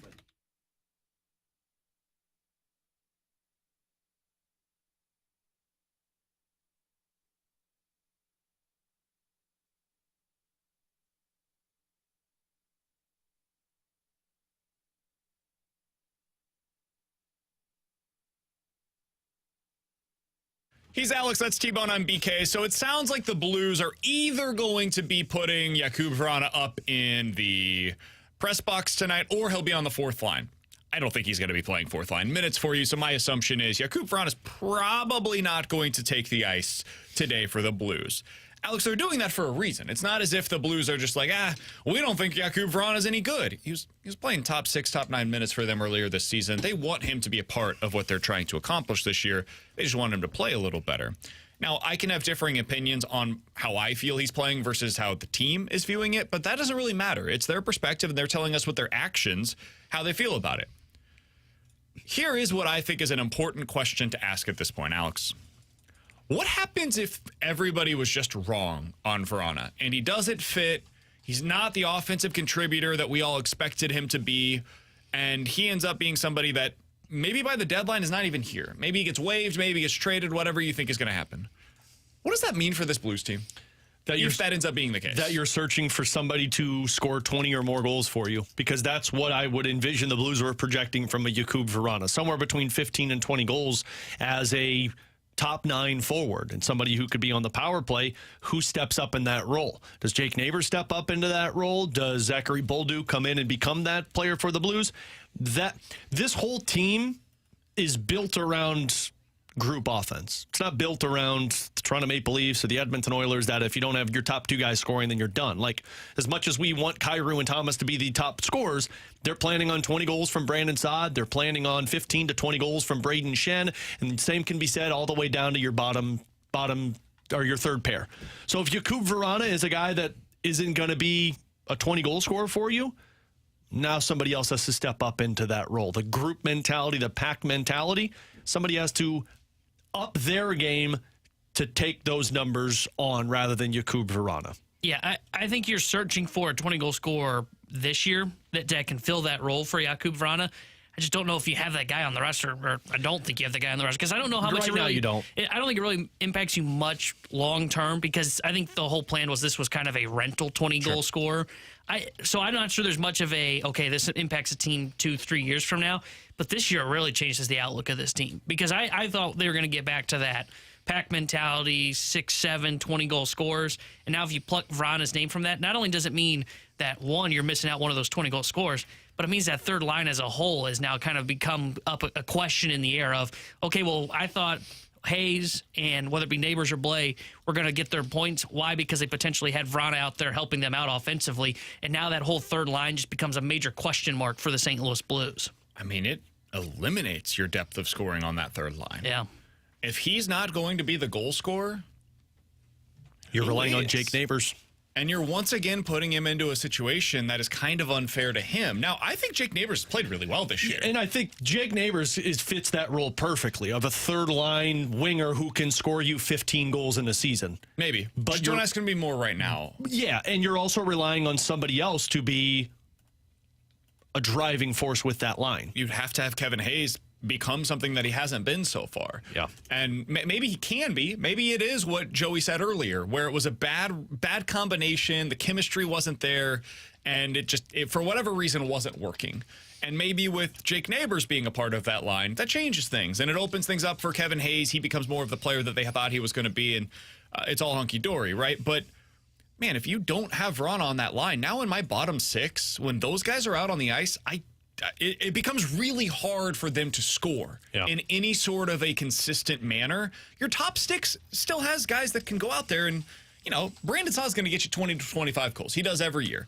Robert Thomas, I don't think he's played particularly well so far this year. He's going to get you 15 to 20. Jordan Kyrie's going to get you 25 plus. You're going to get 25 plus from Buchnevich. I think Schinner's going to get to 20 by the end of the year. Kapanen probably around 15-ish, something like that. Your top six, fine. You needed that third line to produce. And last year, that was an issue for this team, as they didn't get the depth of scoring the way that we all thought they would. This year, I thought Hayes and Vrana could change that. What we have seen so far, it's early, only 5 games. I get all of that. But the Blues are clearly responding, so I think it's fair for us to respond at this point. It does make me wonder if that's going to be there. And if it's not, I think it eliminates the ceiling that we thought existed for this offense. It also changes what I think could be possible for the power play, because now your second unit. Yeah. Your power play is... I mean, who's really on it? Your power play is lucky to be in the top half of the league because you're relying on your number one unit to be all the offense. I think it's important to look at it, too, to where, like, Jakub Vrana was never supposed to be the permanent answer for this offensive change. Like, you brought him in and hoped that you could catch lightning in a bottle for a season and say, well, he's going to be a free agent sooner rather than later, and we hope that he goes into that free agency. My God, man. Throwing muffs at me. That was the worst pass. I hope that the cameras caught that, because that was the single worst pass anybody has ever thrown. That was, I was basically Carson Wentz over here like, oh no, the defense is coming. Carson Wentz, my God, you look like Zach Wilson out here. Hit me in the face. Was really bad. That was the butt fumble moment. But I was impressed by how well you were able to keep yourself on the rails, and then eventually it just... Yeah, I almost made it through. But look, like Jakub Vrana was supposed to be the guy that they said, okay, well, he's going to be going into a contract year. It didn't work in Detroit. Let's see if he can go out there and be motivated. He's always been a placeholder for either Zachary Bolduc or Jimmy Snuggerud to take that spot. This is why the 3-year plan that was put in place by Doug Armstrong, you can't change that 3-year time frame and say, like, oh, well, now they're going to be this offense. No, like, they're planning on Snuggerud being in that spot, or Bolduc being in that spot. I'm glad you mentioned Bolduc's name, because though I took this as, okay, we're talking Vrana, what happens here on this third line, and I think this just impacts this year than it does next year, in 2 years, 3 years from here. I mean, I think Bolduc, I mentioned this in Believe It or Not, I think Bolduc is going to, if you're talking about what do I envision Bolduc being, it's what I thought Vrana could be this year. And if they can't make it work with Vrana right now, with the system that they're playing in. It comes down to the player, though. The player's commitment to the system. Vrana, if he's not, and this is why they're scratching him tonight. The team bending a little bit to the player to be able to get the most out of that player. But I mean, you saw the bend with Zachary Bolduc. It was, you're not ready for the NHL. Go back to juniors and fix your two-way game. So here's the thing that I'm sure I'm going to get pushback from multiple different people, whether on text line or people that'll talk about this later. But listen, man, there is starting to become a theme that is existing with the Blues. Now, we can talk about each individual situation, and I can easily explain it away. Seriously, I can. But I do think it is worth noting at this point that there's a style of player that doesn't seem to be working in St. Louis. They don't seem to be able to extract the most out of that player here in St. Louis in recent years. Defensively, that is a puck-moving defenseman. For whatever reason, they don't seem to be able, or they haven't been getting the most out of those guys. Guys that have either gone on to play better elsewhere or were better prior to coming here and then come here and have struggles. Just to clarify on it, the offensive-minded defenseman. Like, because they've got puck-moving defensemen, it's just they're not offensive-minded like Wallman and Vince Dunn are. And Torrey Krug. Yeah. I think you can continue. But see, like, Torrey Krug had success in the system. Like, we're acting like he doesn't have success. Like, his people from day one didn't like Torrey Krug. Fine, but his first 2 years here, he was a guy who was putting up 50 points for you. And then injuries took over. Like, he was a guy in the first 2 seasons where we're like, okay, he's doing exactly what you brought him here to do.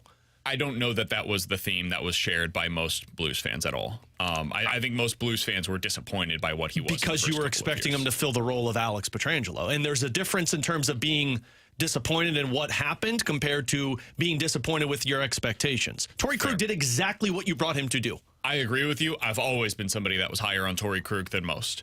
That being said, I think the point production, A, wasn't as good here as it was in Boston, and B, I think it's fair to say that it was not quite what people were expecting. But either way, Krug, Wallman, Dunn, these are guys, Perunovich, Leddy, that have had success elsewhere, either before or after, that haven't had the same amount of success to varying degrees while they're here.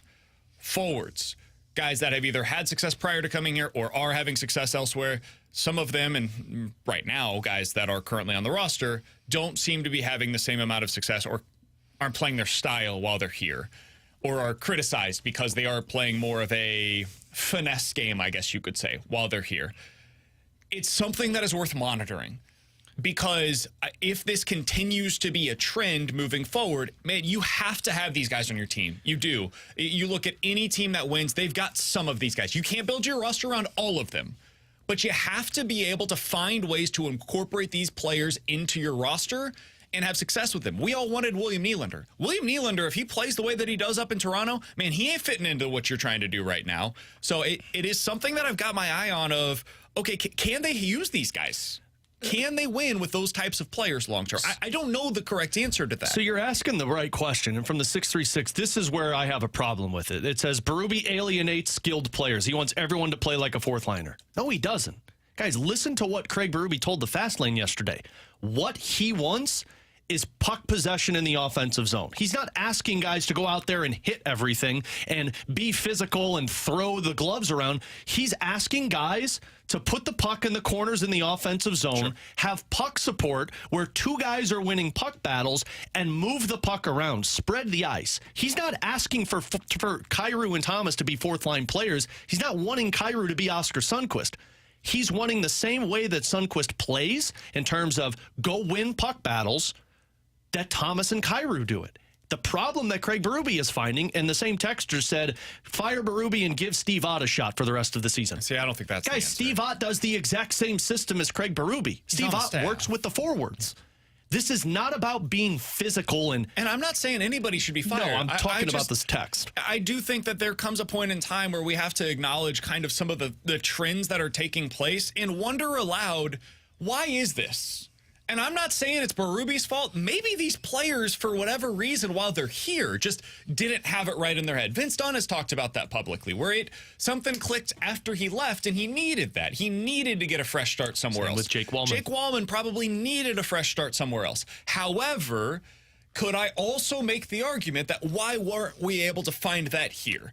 Could there have been something that was done to extract it here? Was there a system that wasn't working for the player? Was there a conversation that could have taken place? I don't know the answers to any of these questions, but if we continue moving forward and guys like Jakub Vrana or Jordan Kyrou or whoever, Mike Hoffman, who I never thought was a particularly good fit and player, we talked about that all the time when he was here. I think that was a completely different problem. If these guys come here and do not have success, it is fair to question why. It is fair to question what has gone wrong. That doesn't mean you should fire the coach immediately and we have to fling all of the criticism to the nth degree at these guys. But it's fair to wonder, what's going on here? Why is this happening? My hope, they said to Jakub Vrana tonight, he ends up being great tomorrow. And it allows him to see the game for a different perspective, whatever it is. But if this continues and they end up being bad this year and they went to a completely different system, they are focusing much more on the forecheck and they are focusing much more defensively, did they go too far in the other direction? Did they overcorrect compared to what they were seeing last year? Because at the end of the season, Joey said it earlier, they're winning off of the rush, getting fewer rush opportunities this year, and when they do, they're not sustaining it. What's going on? They had those rush opportunities against Calgary. They had those rush opportunities. First period, if they score on 2 of their 4 rush opportunities, you're talking about a different game. It's more about finishing when you get those chances than it is, the coaching staff is alienating skilled players. Again, I think Kyrou's played really well this year. So that is a point in the direction of Craig Berube, frankly, that he has seemingly found a way to get the most out of him. It's so of these other things that It's a guy that's on the third line that we thought was going to be more. Yeah, and it might just be as simple as, hey, Dunn wasn't ready. Mentally, he wasn't in the right place. Jake Wallman wasn't ready. Mentally, wasn't in the right place. Hoffman stunk. And Jakub Vrana, we thought was going to be good. He might not be. Yeah. And on the defensive side, I mean, there is some truth to the coaching side of it. I mean, look at what Torrey Krug's comments were and Nick Leddy's comments were to Matt DeFranks in the Post-Dispatch article. Like, this is a scheme I've played my entire career, and I'm comfortable with it. Guys, both players went somewhere that plays more in the zone-style defense, that plays where they try and create rush scoring chances. And there are other times where certain players just don't reach their potential with the team that they're on. Somebody on the text line asked what I think is a fair question from the 314. Guys, we added nothing of value to our offense this offseason, signed some guys that were waived by other teams or were no longer wanted by other teams, and we were expecting better results. I don't understand. No, I was expecting the same results. I was expecting similar results to last year, and what we have seen so far is historic ineptitude when it comes to the level of offense here in St. Louis. Yeah, the ice shifted a different way. The ice was shifted towards the offense last season, and we expected them to keep doing that and tighten up defensively. But instead, it flipped to the defensive side, where they've done a really good job. There's no more offense. And this, I think, is more of a roster problem than it's a coaching problem. Maybe. Coming up next, the Junk Drawer here on 101 ESPN.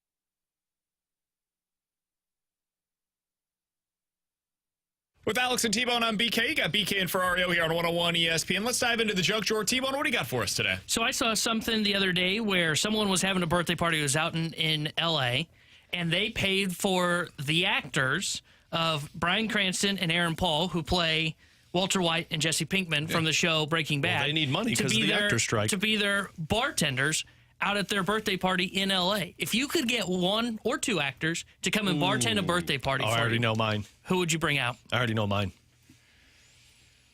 So people are going to disagree with this. That's fine. I really like Ryan Reynolds. Oh, he'd be good. I think Ryan Reynolds would be great. And then, who would be my other? I'd probably go Samuel L. Jackson. I think he'd be a good time. Life of the party. Oh, Who? Samuel L. Jackson. Oh, I thought you see Mellow Jackson. I'm No, like, who I the probably hell didn't is that? enunciate that particularly well. Samuel L. Jackson and Ryan Reynolds. Mine's Steve Carell and John Krasinski. Sure. Yep, I'm going to have an office Krasinski party. would be fun. I'm going to have an office party. It'll be Michael Scott and Jim Halpert. That'd be great. T-Bone? I really do like that one. Yep. You know who I have really enjoyed as a comedian, but I think he's more known for like this Disney movie, is Tim Allen. I don't know how much of a life of the party he would be, but I do enjoy some of his stuff. Just ask him to do that. Isn't Tim Allen a little problematic? Didn't he kind of get the... I've heard kind of both sides of that, where he's kind of a jerk, but I've also heard he's not. You know, like it's the same with Tom Hanks. Like I've heard somebody tell me Tom Hanks is like the biggest you-know-what, and then I've also heard like he's the nicest guy you could ever talk to. Mine was like, there's no other. You got to get a duo that has camaraderie. You can't get two guys that don't work well together. You know who would be fun? Reynolds and Jackson would be funny. Thank you, buddy. I'm going to go see them, and I don't know how good a comedian would be, though, behind the bar. I was thinking I'm going to go see Jim Gaffigan and Jerry Seinfeld when they come to town in St. Louis. I wonder if they would be fun. But I don't know if I want someone that's telling jokes behind the bar. Another ones that would be good would be Key and Peele. Oh, sure. From the comedy duo. Each other well, that would be a phenomenal duo for a bartender. There's a lot of potentially good options here. Now, if we're going female bartenders, could have different options there. Somebody brought up Kate Beckinsale. That'd probably be one of them. That'd be good. Like Kate Beckinsale. I like Kate McKinnon. I like Rachel McAdams. It's Sure. another really good one. Maybe you get Rachel McAdams and Lindsay Lohan. Mean Girls reunion. Does he get that reference?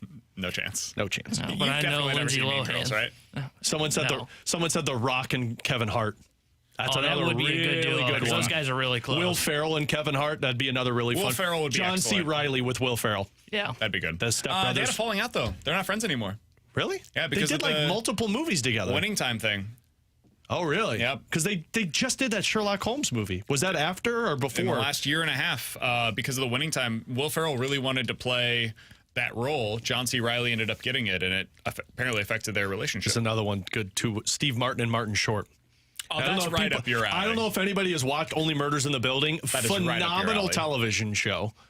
Love it. And those two Steve Martin, I'm not sure somebody else makes me laugh as hard as Steve Martin does, and he doesn't even have to try. You know who I'd really like would be Robert Downey Jr. I think Robert Downey Jr. would be the life of the party. He has been in the past. I was about to say, I don't think he could do that.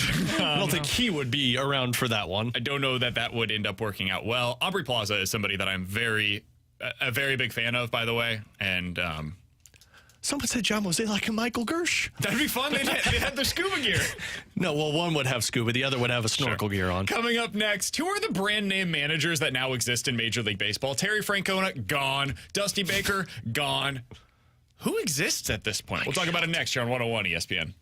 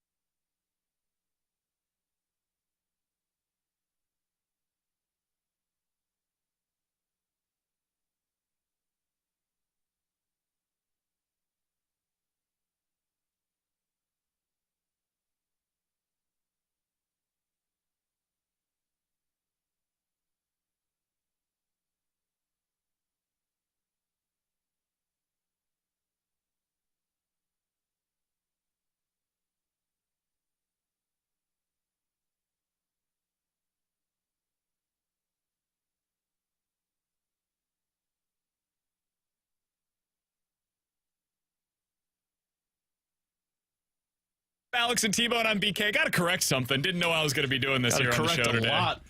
Will Ferrell, John C. Reilly, they're still good. It's Adam McKay that has a problem with Will Ferrell, and really it's more Will Ferrell has the problem with Adam McKay. So wanted to get that correction out there. That's on me. I'll be better, boys. Someone also just keeps providing fake news around here. Yeah, that's on me. All right, so let's get into the discussion that I wanted to have about the managers in baseball right now. Alex, Every time we talk about the Cardinals manager, I would say the most common thing that we hear from the text line is they've got to get somebody in there that has some gravitas, right? They had Tony in there, and he was able to throw his weight around a little bit. It helped the team make the moves that were necessary. You look at what's taking place right now in Atlanta. They have guys that I think is established in Brian Snitker. He's experienced. When you look down in Texas right now, Bruce Bochy is a name brand level manager, right? This is what we think of when you think of 20, 30, 40 years ago. The manager was a star a lot of the time for your team. That's no longer the case. Terry Francona was that, and now he's going to retire. Dusty Baker, I think, had that. He had the name recognition. He had been around the game for seemingly 100 years. He is now going to retire. He announced that earlier today. Alex, outside of, I think you could argue, Bruce Bochy for sure. I think he's on this list. Alex Cora, I think. Who are the other managers that have that name brand recognition at this point? First one that comes to mind for me is Dave Roberts. I mean, when you have as many successful seasons as he has in L.A., you have to put him in this conversation. And I understand that, man, we can't get it done in the playoffs. Yeah, Dusty Baker couldn't get it done in the playoffs either, and eventually got his first World Series when he was with the Houston Astros. So he's the first one that comes to mind. Does Brian Snitker fall into this category yet? Just because, I mean, all of the success he's had with the Atlanta Braves, but like, I feel like there's got to be a certain amount of years before you get this recognition. It's a fair question. I don't know. I don't know what qualifies at this point. Like somebody on the text line said Bob Melvin. I think so. I think he would be a name brand manager, but like, my wife doesn't know who Bob Melvin is. I think my wife would know who Dave Roberts is. My wife wouldn't know Brian Snitker. Definitely not. Yeah. She would know who Kevin Cash is because she thinks he's good looking. Like, I think that's... Watch out, man. That's kind of it. And don't go to Tampa. Yeah, I was going to say, you should She would have known Francona. She would have recognized him at least. Yeah. Dusty Baker, definitely they would have recognized. I didn't think of this name until just now, and I think he may be more recognized in the negative than anything else. AJ Hinch in Detroit. Is he a name brand manager? Yeah, but I don't think because he was. I think he was on path to be that until the problems. Before he got booted. I don't know that he did it long enough, and now he's frankly been so irrelevant up in Detroit that I don't know. Well, and I feel like he's only in that conversation because of what happened in Houston, not because of the success. I kind of agree. And I don't know if you can put him in that. What about Craig Counsell? I think he's got this. If he goes to the Mets... He doesn't fit the criteria that I gave of like my wife recognizing him, but everybody agrees he's one of the best managers in baseball. And if he goes to the Mets and wins there, now you've got somebody who's done it in two separate places. Because let's be honest, the criteria that we're talking about right now, the at least names you mentioned, had success in multiple places. Bruce Bochy, Terry Francona, Dusty Baker. That's a good point. If Counsell has to go and win in the New York Mets organization. If he doesn't, then I don't know if he falls into this criteria. Somebody else mentioned somebody that I think kind of fits into this criteria, strangely enough, and it's probably because he's a former player that won a champion. Skip's recognizable.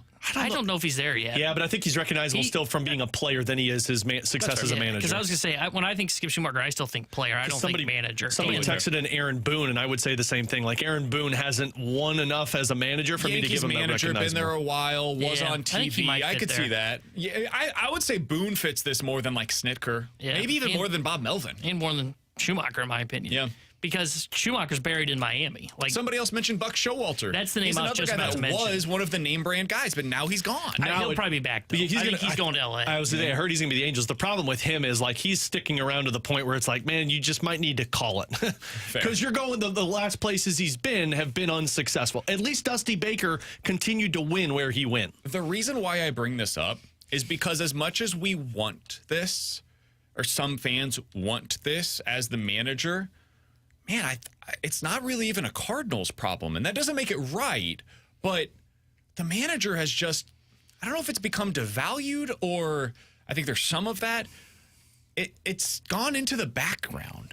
Like now it is the players exclusively almost that are the stars. And when it's not them, it's the front office that has become the star. It's the transaction. I think the managers were the stars when free agency wasn't as big a part of the game, you know? And so you got these trades that took place occasionally, and there'd be stars that are moved from one team to another. But you think 30 years ago, like, man, free agency didn't have the same place in the game as it does today. Now you get through 7 years and you expect players to go somewhere else. And so when those transactions are taking place, it's the GM that's coming out and being kind of the face of your franchise. There's very few teams that you think of where you can say, okay, when you think of non-players, who was the first guy that you think of? For some places, it's the owner. For some places, it's the GM. Very few, it's the manager. Yeah, that's what I was going to say. Is I feel like it's the role has switched from the manager's kind of name brand to the GM or the Pobo. Because I think John Mozeliak has more name recognition than, obviously, Ollie Marmol, because Marmol's been here for 2 years. But I think you can say that about a lot of teams in Major League Baseball. Dombrowski and Philly. Dombrowski. Who was I just thinking of that I had in my head, too? Anthopoulos with Atlanta. Probably out in L.A. In New York. As much as we talk about Boone, who's the guy that... Sure. Why am I drawing a blank on his name? Oh, Cashman. Cashman. Yeah. And you also the owner. Yeah. Like, especially when we talk about Boone, I do think he is name recognizable. He may be more so because he used to play and that team's just under a lot of fire. But I think that role switched because when I think back to like when TLR was here, it was a lot of, well, TLR is making the decisions and then he relays it to Mo, who's running things, and then Mo makes the move. And that's why I question Snitker, because just as much as I'd talk Snitker, I'd talk Anthopoulos with Atlanta. Of what he has done in terms of acquiring the players and signing the players to the extension. You kept the core around. Sure, Snitker's having success, but you've had great players come through and you keep them here. I think this started, by the way, when you saw, why am I drawing a blank on his name right now? Boston, Chicago, Theo. When Theo became the whiz kid in Boston, I think that was kind of the start of what we have now seen, right? And he had a great manager, obviously, at the time. One of the guys that we're talking about that would fit into this criteria. But I think that was the start of the GM/president of baseball operations actually becoming the faces of your franchise in some way. And I think it followed up with Luno. I think Luno was the guy that then led to that. And that's before he had the whole trash can banging scandal. But he was the guy that built that team from the ground up. Yeah, the Rays are the next thing. Them having so many guys that have gone on to either have success elsewhere or try to recreate what they did in Tampa Bay is part of what we're talking about here as well. All right, coming up next, Julian McKenzie writes about the Calgary Flames up in Calgary, Canada. He also had a great piece over on The Athletic yesterday describing why so many teams, including the Blues, have gone to this zone defense and what it's doing to offenses around the league. We'll talk to him about all of that coming up next here on 101 ESPN.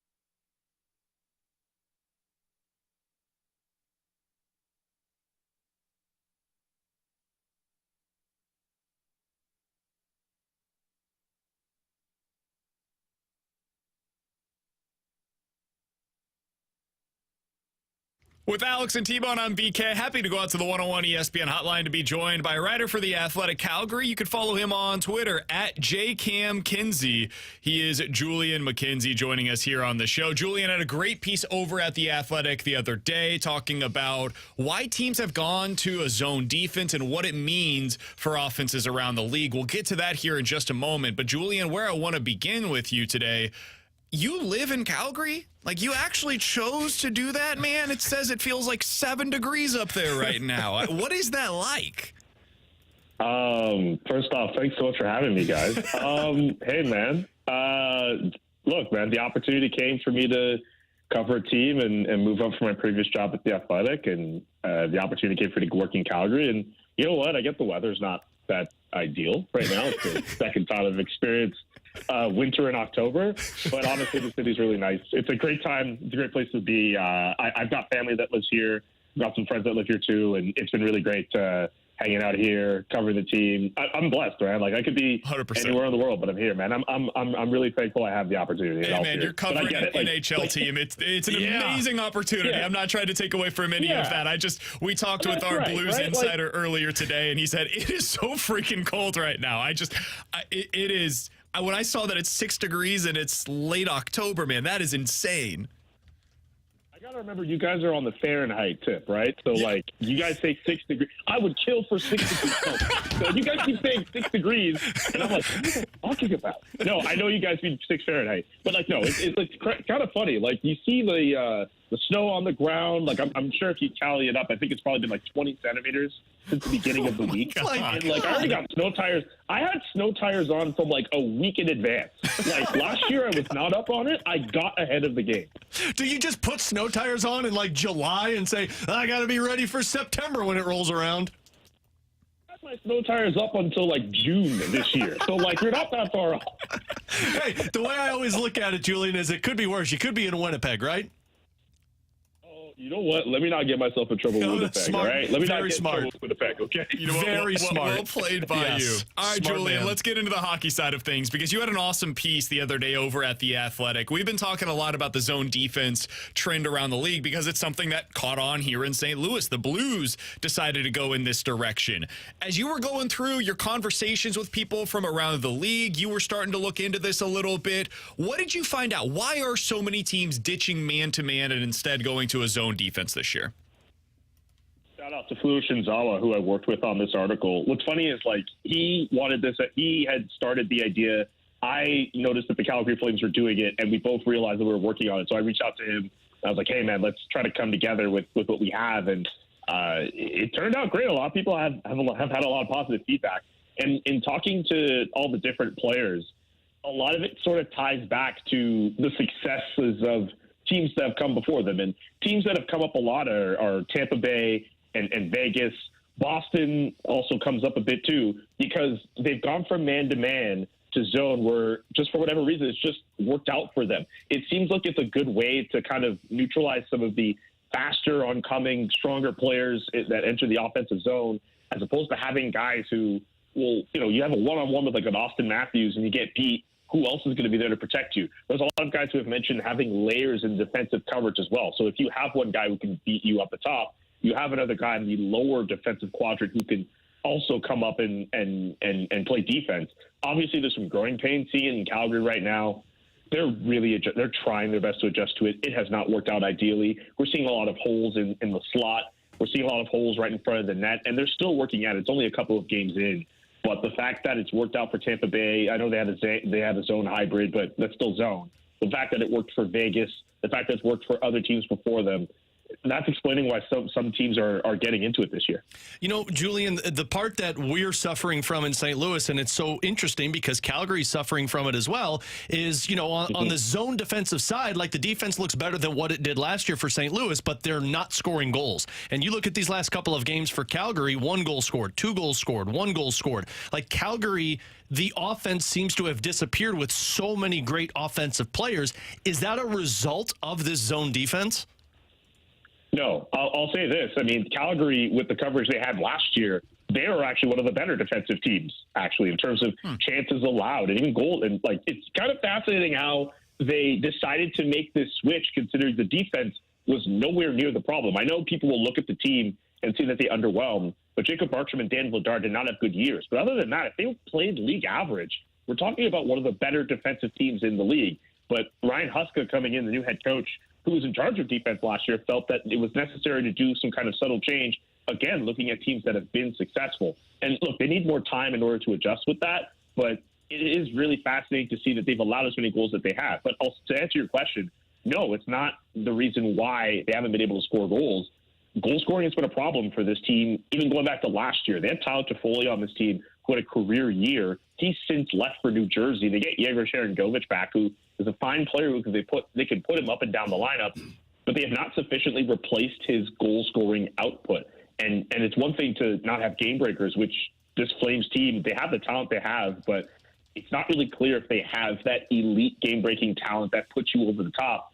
But when you don't even really have a reliable goal scorer you can depend on, I know Andrew Mangiapane has scored 30-plus goals before, but he might maybe be more of a secondary scorer on a really good team, and he can only score so much. Like, I think just the fact that they're also adjusting to the offense as well. You guys in St. Louis remember Mark Savard in his time at the power play. He's in Calgary now, and he's trying to get those concepts in. He's trying to get those guys to play at a faster pace. It just hasn't happened yet with this team. And I think a lot of people are panicking because the cast is largely the same as last year, but there's some holes on the offense in terms of goal scoring and with speed as well. I wouldn't put that on the defense.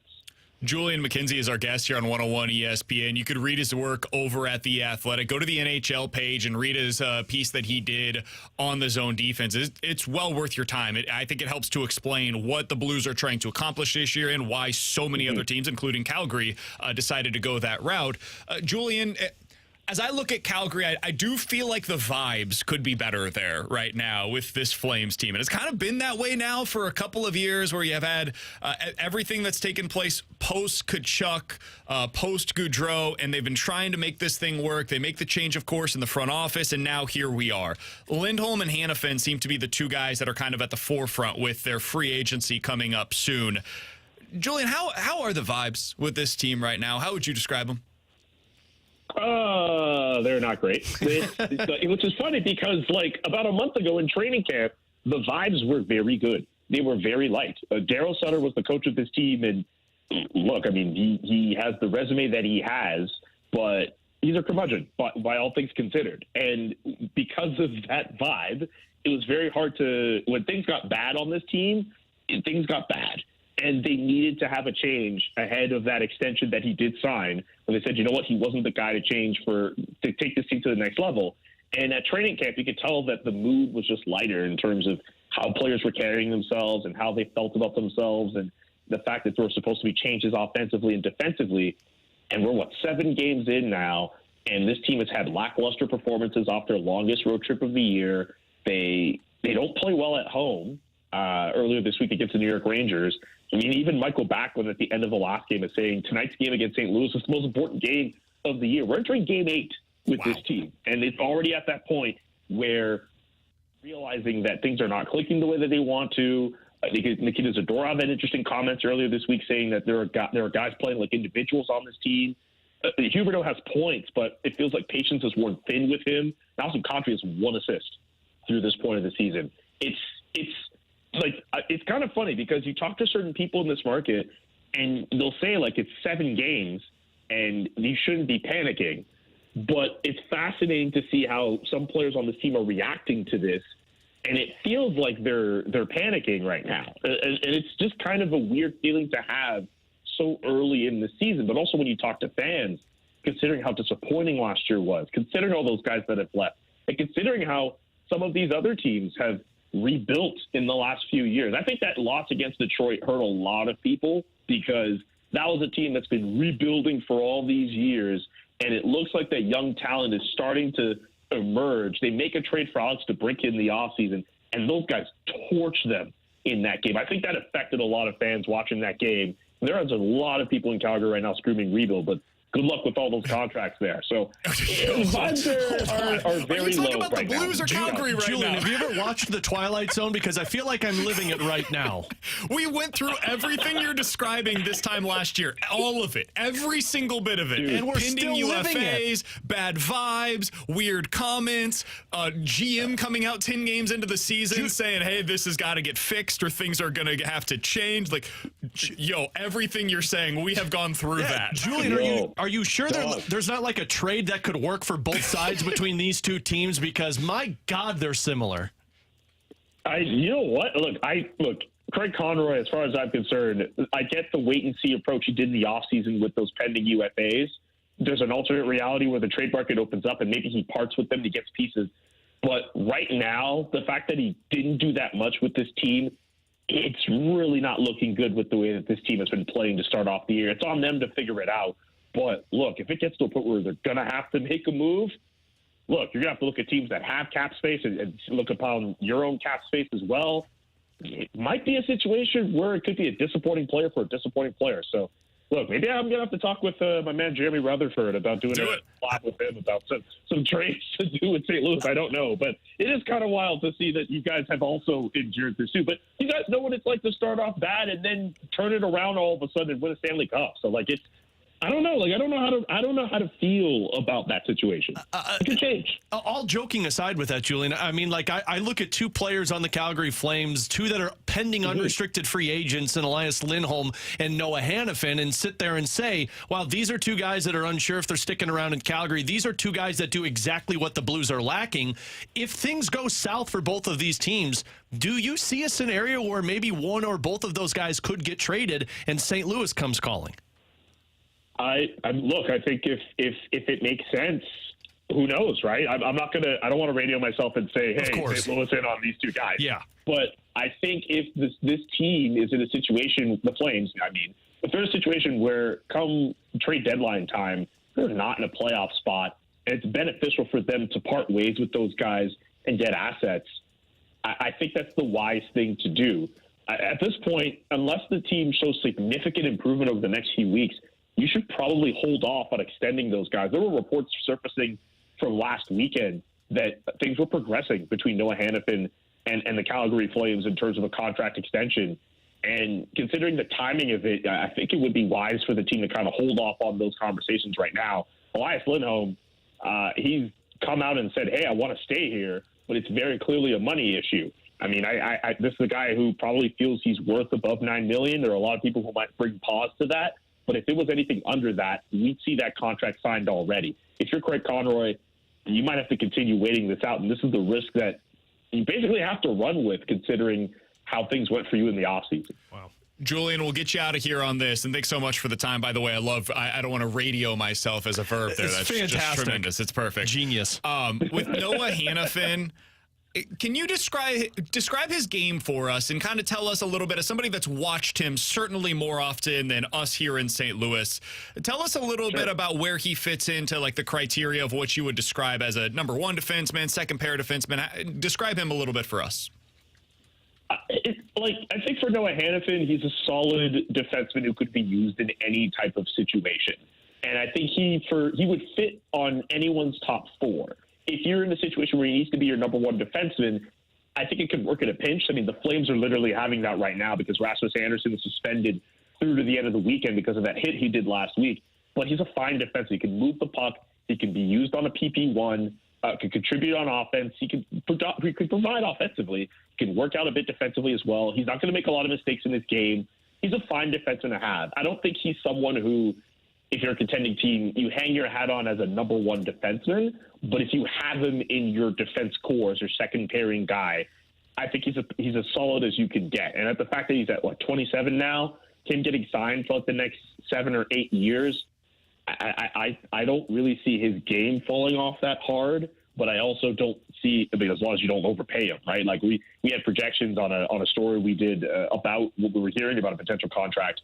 And hat tip to Shayna Goldman, who was able to help out with this in Evolving Hockey. We're looking at a deal where, imagine if he signs for 7 years, maybe you try to get him just a shade under $6.5 million. That's a pretty ideal situation in terms of money. You're not spending all that much for a guy who's going to play in the middle of your defense core. And if you need him to play top pairing minutes, he absolutely can. He's done so with Rasmus Anderson. But I think for any team that would want him, I know we've linked him to Buffalo in the past, Florida in the past as well. That's a guy that can immediately plug into their second pairing, and he will just be solid in every situation you need him to be. Julian, this has been awesome, man. Thanks so much for hopping on with us today, giving us a little bit of insight into what's going on with the Bad Vibe Calgary Flames. We appreciate the time, and enjoy the game tonight, my man. Likewise to you both. If you ever want me on again, let me know. Absolutely. We'll reach out. That's Julian McKenzie. Appreciate him hopping on with us today. Again, if you missed his piece over on The Athletic, I think it's well worth your time. It's a really good piece that kind of breaks down and it talks about all of the things that we've been wondering about. Why are so many teams going to this zone defense? What's it mean for other teams around the league? So really good stuff from Julian McKenzie there. Alex, I want to get to something that he said there at the end about Noah Hannafin. I want to talk a little bit about how these teams feel very similar going into tonight's game. We'll do all of that and give you an update on what the Blues are doing line combination-wise coming up next here on 101 ESPN.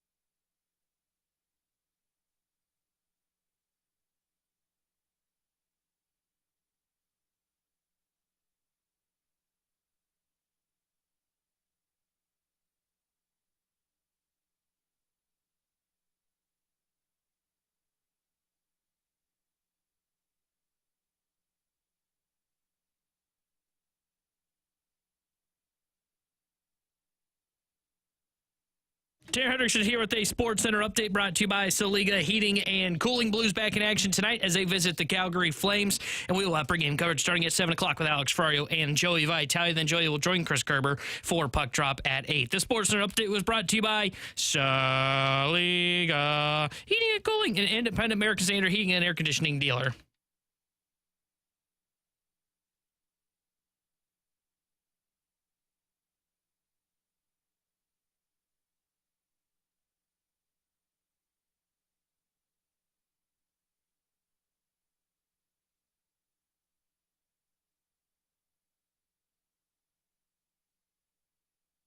All right, if you missed our conversation with Julian McKenzie, he was awesome. He was great. We'll definitely have that guy back on again. He's a writer for The Athletic Calgary. He wrote about the NHL's new trend where teams are going to this zone defense that the Blues have adjusted to. He did talk at the end of our conversation with him, Alex, because he does cover the Calgary Flames. That's his day-to-day job, about how Calgary might have to make some moves. They might have to change this up a little bit by the end of the year, because they sound a lot like the 2022 Blues, man. There's some similarities to what we're currently watching as well, but a lot of what they're going through there with the pending UFAs being significant pieces of their team, all of the infighting, everything, individual contractors, like, it sounds a lot like what happened here last year. And by the way, they did in the offseason what Blues fans are telling and screaming the Blues to do now in terms of firing their coach to bring somebody else in with a different voice, bring in an assistant coach who was with the team but brings a different vibe to it. Look at what the Flames are doing right now. To be fair, they're also, it would be as if the Blues had done that prior to last season. Yeah, it would, because they're still dealing with the UFAs and everything that the Blues went through. It's a tough situation to be in as a team, and they've been in turmoil basically since Gaudreau left, which led them to trading Matthew Tkachuk as well. We know all of that. Alex, he did talk a little bit about Noah Hanifin and what he is as a player, and what he described sounds a lot to me like what we would describe as Colton Parayko. Yeah. I at this point think that's exactly what the Blues are missing. I think Parayko's been really good this year, man. He's had a really solid season so far for the Blues. Would I consider him to be a legit top pairing defenseman, like a number one guy? No, maybe not. But I think he's been really good. It's kind of like, are the Cardinals going to get an ace this offseason? Probably not. Can they get a guy that can start a game one and you feel okay about it? Sure. Like a Nathan Eovaldi. He started game one for the Texas Rangers. They're in the World Series. So you can win that way. And the Blues can win without a legit number one defenseman for the foreseeable future. They've just got to find somebody that can be that partner for Parayko, and I don't think they have that currently on the roster. They don't. This is why they pursued Travis Sanheim, and by the way, Travis Sanheim is, according to all of the Philadelphia writers, looked like a top-pairing defenseman for the first time in his career. I mean, like, this is... I know and I understand the sentiment when I make the statement that, well, it shouldn't just be on the partner for Colton Parayko, it should be on Parayko as well. You're right. But look at what the season is offering. Parayko has been outstanding, but there still have been moments that goals have gone in when he's been on the ice. A lot of that has to do with the guy that's on the ice with them. They've got to make the best decisions just as well as Colton Parayko does. And I look at Noah Hanifin. Look, is he an elite number one defenseman? Absolutely not. But he's 27 years old, and in a lot of teams' opinion, he's a top pairing guy. He's the equivalent of what Hampus Lindholm was for the Anaheim Ducks. He got traded to Boston and needed a change of scenery from a team that was struggling and went on to have all of the success, and now he's playing in their top pair. That's what Noah Hanifin is. Noah Hanifin is a 27-year-old unrestricted free agent that if you partner him with another guy who is good at moving the puck out of the zone, another guy who is good at eliminating the front of the net, and partner him with a guy who's got speed, you've got a top pair going up against other lines. And that doesn't mean he's great. It means he's pretty good, and he can help you. And that's really, at this point, all the Blues can ask for, and this is not something that's going to happen anytime in the near future. But if things continue trending in the direction that they are for both of these teams, they're going to have to start making some decisions that are more future thinking than they are 2023 thinking. And I wouldn't be surprised if once again they get connected as a potential trade partner. And when teams do this, the first route, if you're Calgary, is, well, we want to stay competitive. We don't want to rebuild. So you're not trading a guy just to trade him for assets. You're trading a guy so that you could get somebody else in that could be a part of your core. All right, as for tonight, when the Blues do take on the Flames, pregame with Alex begins at 7 o'clock right here on your home for the Blues 101 ESPN. They have made some changes for the lineup. They are now official. Craig Berube told reporters up in Calgary the Blues will be going with 11 and 7 tonight. Jakub Vrana will be sitting. Tyler Tucker will be out of the lineup. Nikita Alexandrov also a scratch tonight for the Blues. Robert Bortuzzo getting in. Scott Perunovic going to be the extra defenseman as well. Sounds like he could, quote, get some time on the PP. We'll see about that, where exactly he fits into everything. Alex, the big one here is twofold. Scott Perunovic in, Jakub Vrana is out. What do you think about the moves? So let's start with the Perunovic in. You're trying to get more offense, specifically from your defense, and Scott Perunovic is going to provide that. Like I said, if I envision what they're going to do with 7 defensemen, it's going to be offensive zone faceoffs. Perunovic is going to be on the ice. Defensive zone faceoffs, neutral zone faceoffs, it's going to be Bortuzzo, Scandella, all of the other 6.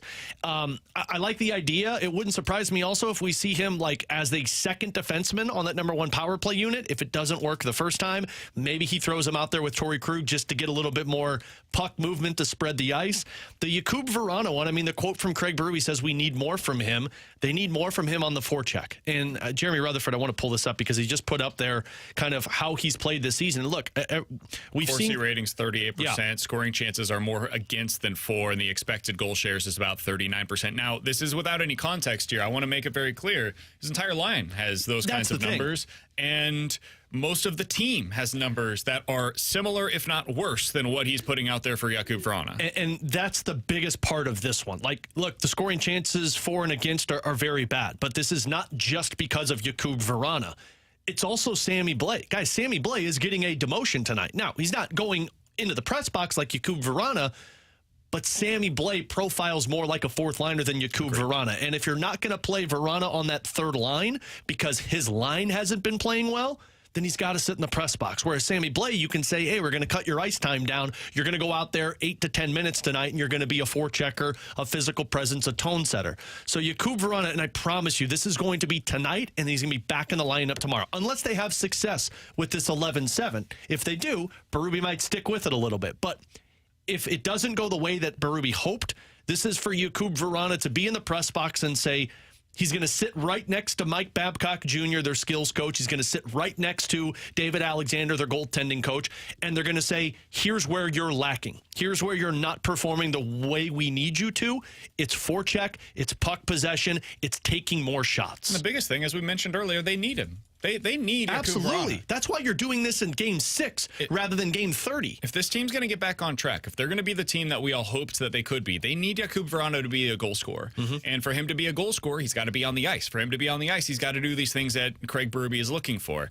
Whether we agree or disagree with this doesn't much matter. Ultimately, Craig Berube is the one that's making these decisions. And if he doesn't think that Jakub Vrana has been good enough to earn the ice time that is necessary for him to get those goals going, hey, man, it could be a long year. But hopefully this ends up working out. And if it does, everybody will be looking back on it 20 games from now saying, man, Craig Berube got it right again. We'll see if that ends up being the case. For Alex and T-Bone, I'm BK. We'll hit the rewind coming up next.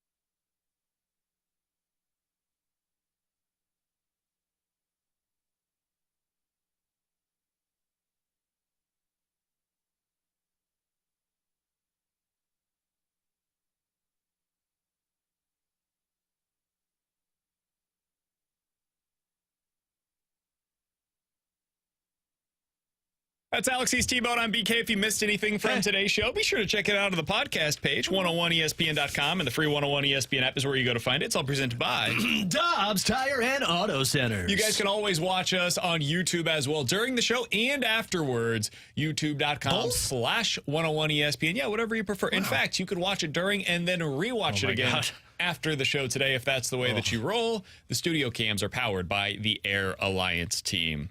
Alex, to finish up the show today, we should bring this up. There was a report yesterday that the Cardinals are reportedly interested in a closer that's coming over from Japan. Yuki Matsui is his name. He's 28 years old. He's thrown about 150 innings over the last 3 years. He's one of the most well-regarded relievers right now over in Japan. He's got an ERA under 2. It's crazy the number of saves that he's racked up in this stretch. Is he a lefty? He is a lefty. Of course he He's is. also very small, like size-wise, height. Like he's T-bone size? Yeah, he's rather petite. I weigh more than this guy. He has the best swinging strikeout rate in Japan, which is nice to see. Did have a little bit of a higher walk rate than what you'd expect. Fine. Sits 92 to 94. He's got a splitter. He's got a slider as well. Got some good stuff, apparently, according to all of the reports from people over there. You guys cool with them bringing over a reliever from Japan if that's the route they decide to go? I mean, you had success with it in the past. Like when you brought over Sung-Won Oh and it worked. You used him as a closer. We talked yesterday or 2 days ago about the high leverage arm for the bullpen. I like this. I mean, I like this better than going after a Josh Hader because, I mean, Josh Hader's a better pitcher in the major league level. But Josh Hader also has some baggage, and this player might come in and actually work well with your bullpen. So I don't mind this it. to be the only addition. Agreed. I'm totally fine with this being an addition if it's this plus one other arm. And it sounds like he's probably not going to cost you a ton. Which is probably why they're doing it. Yeah, it's like a 3-year deal worth like $5 to $10 million. It's kind of what has been projected from people. And I'm not talking per year. I'm talking total potentially. So if you can get him at that rate, sure, I've got no problems with you adding this guy whatsoever. But I don't want this to be the only addition you make to the bullpen. Right. You got to make multiple. Yeah, I think this deal would be okay. Like, I do have some concerns. I know the walk rate came down a little bit from years prior, but if he's had walk issues in Japan, that's the kind of thing that would balloon once you get here to the States. That is a little bit concerning. Like the Baltimore pitcher, Fujinami, I think was his name, where he can throw strikes, he's got electric stuff, but he doesn't know where it's going. Kind of like Blake Snell. I also don't think they need a lefty, too, by the way. There's whole obsession with we got to get a lefty reliever.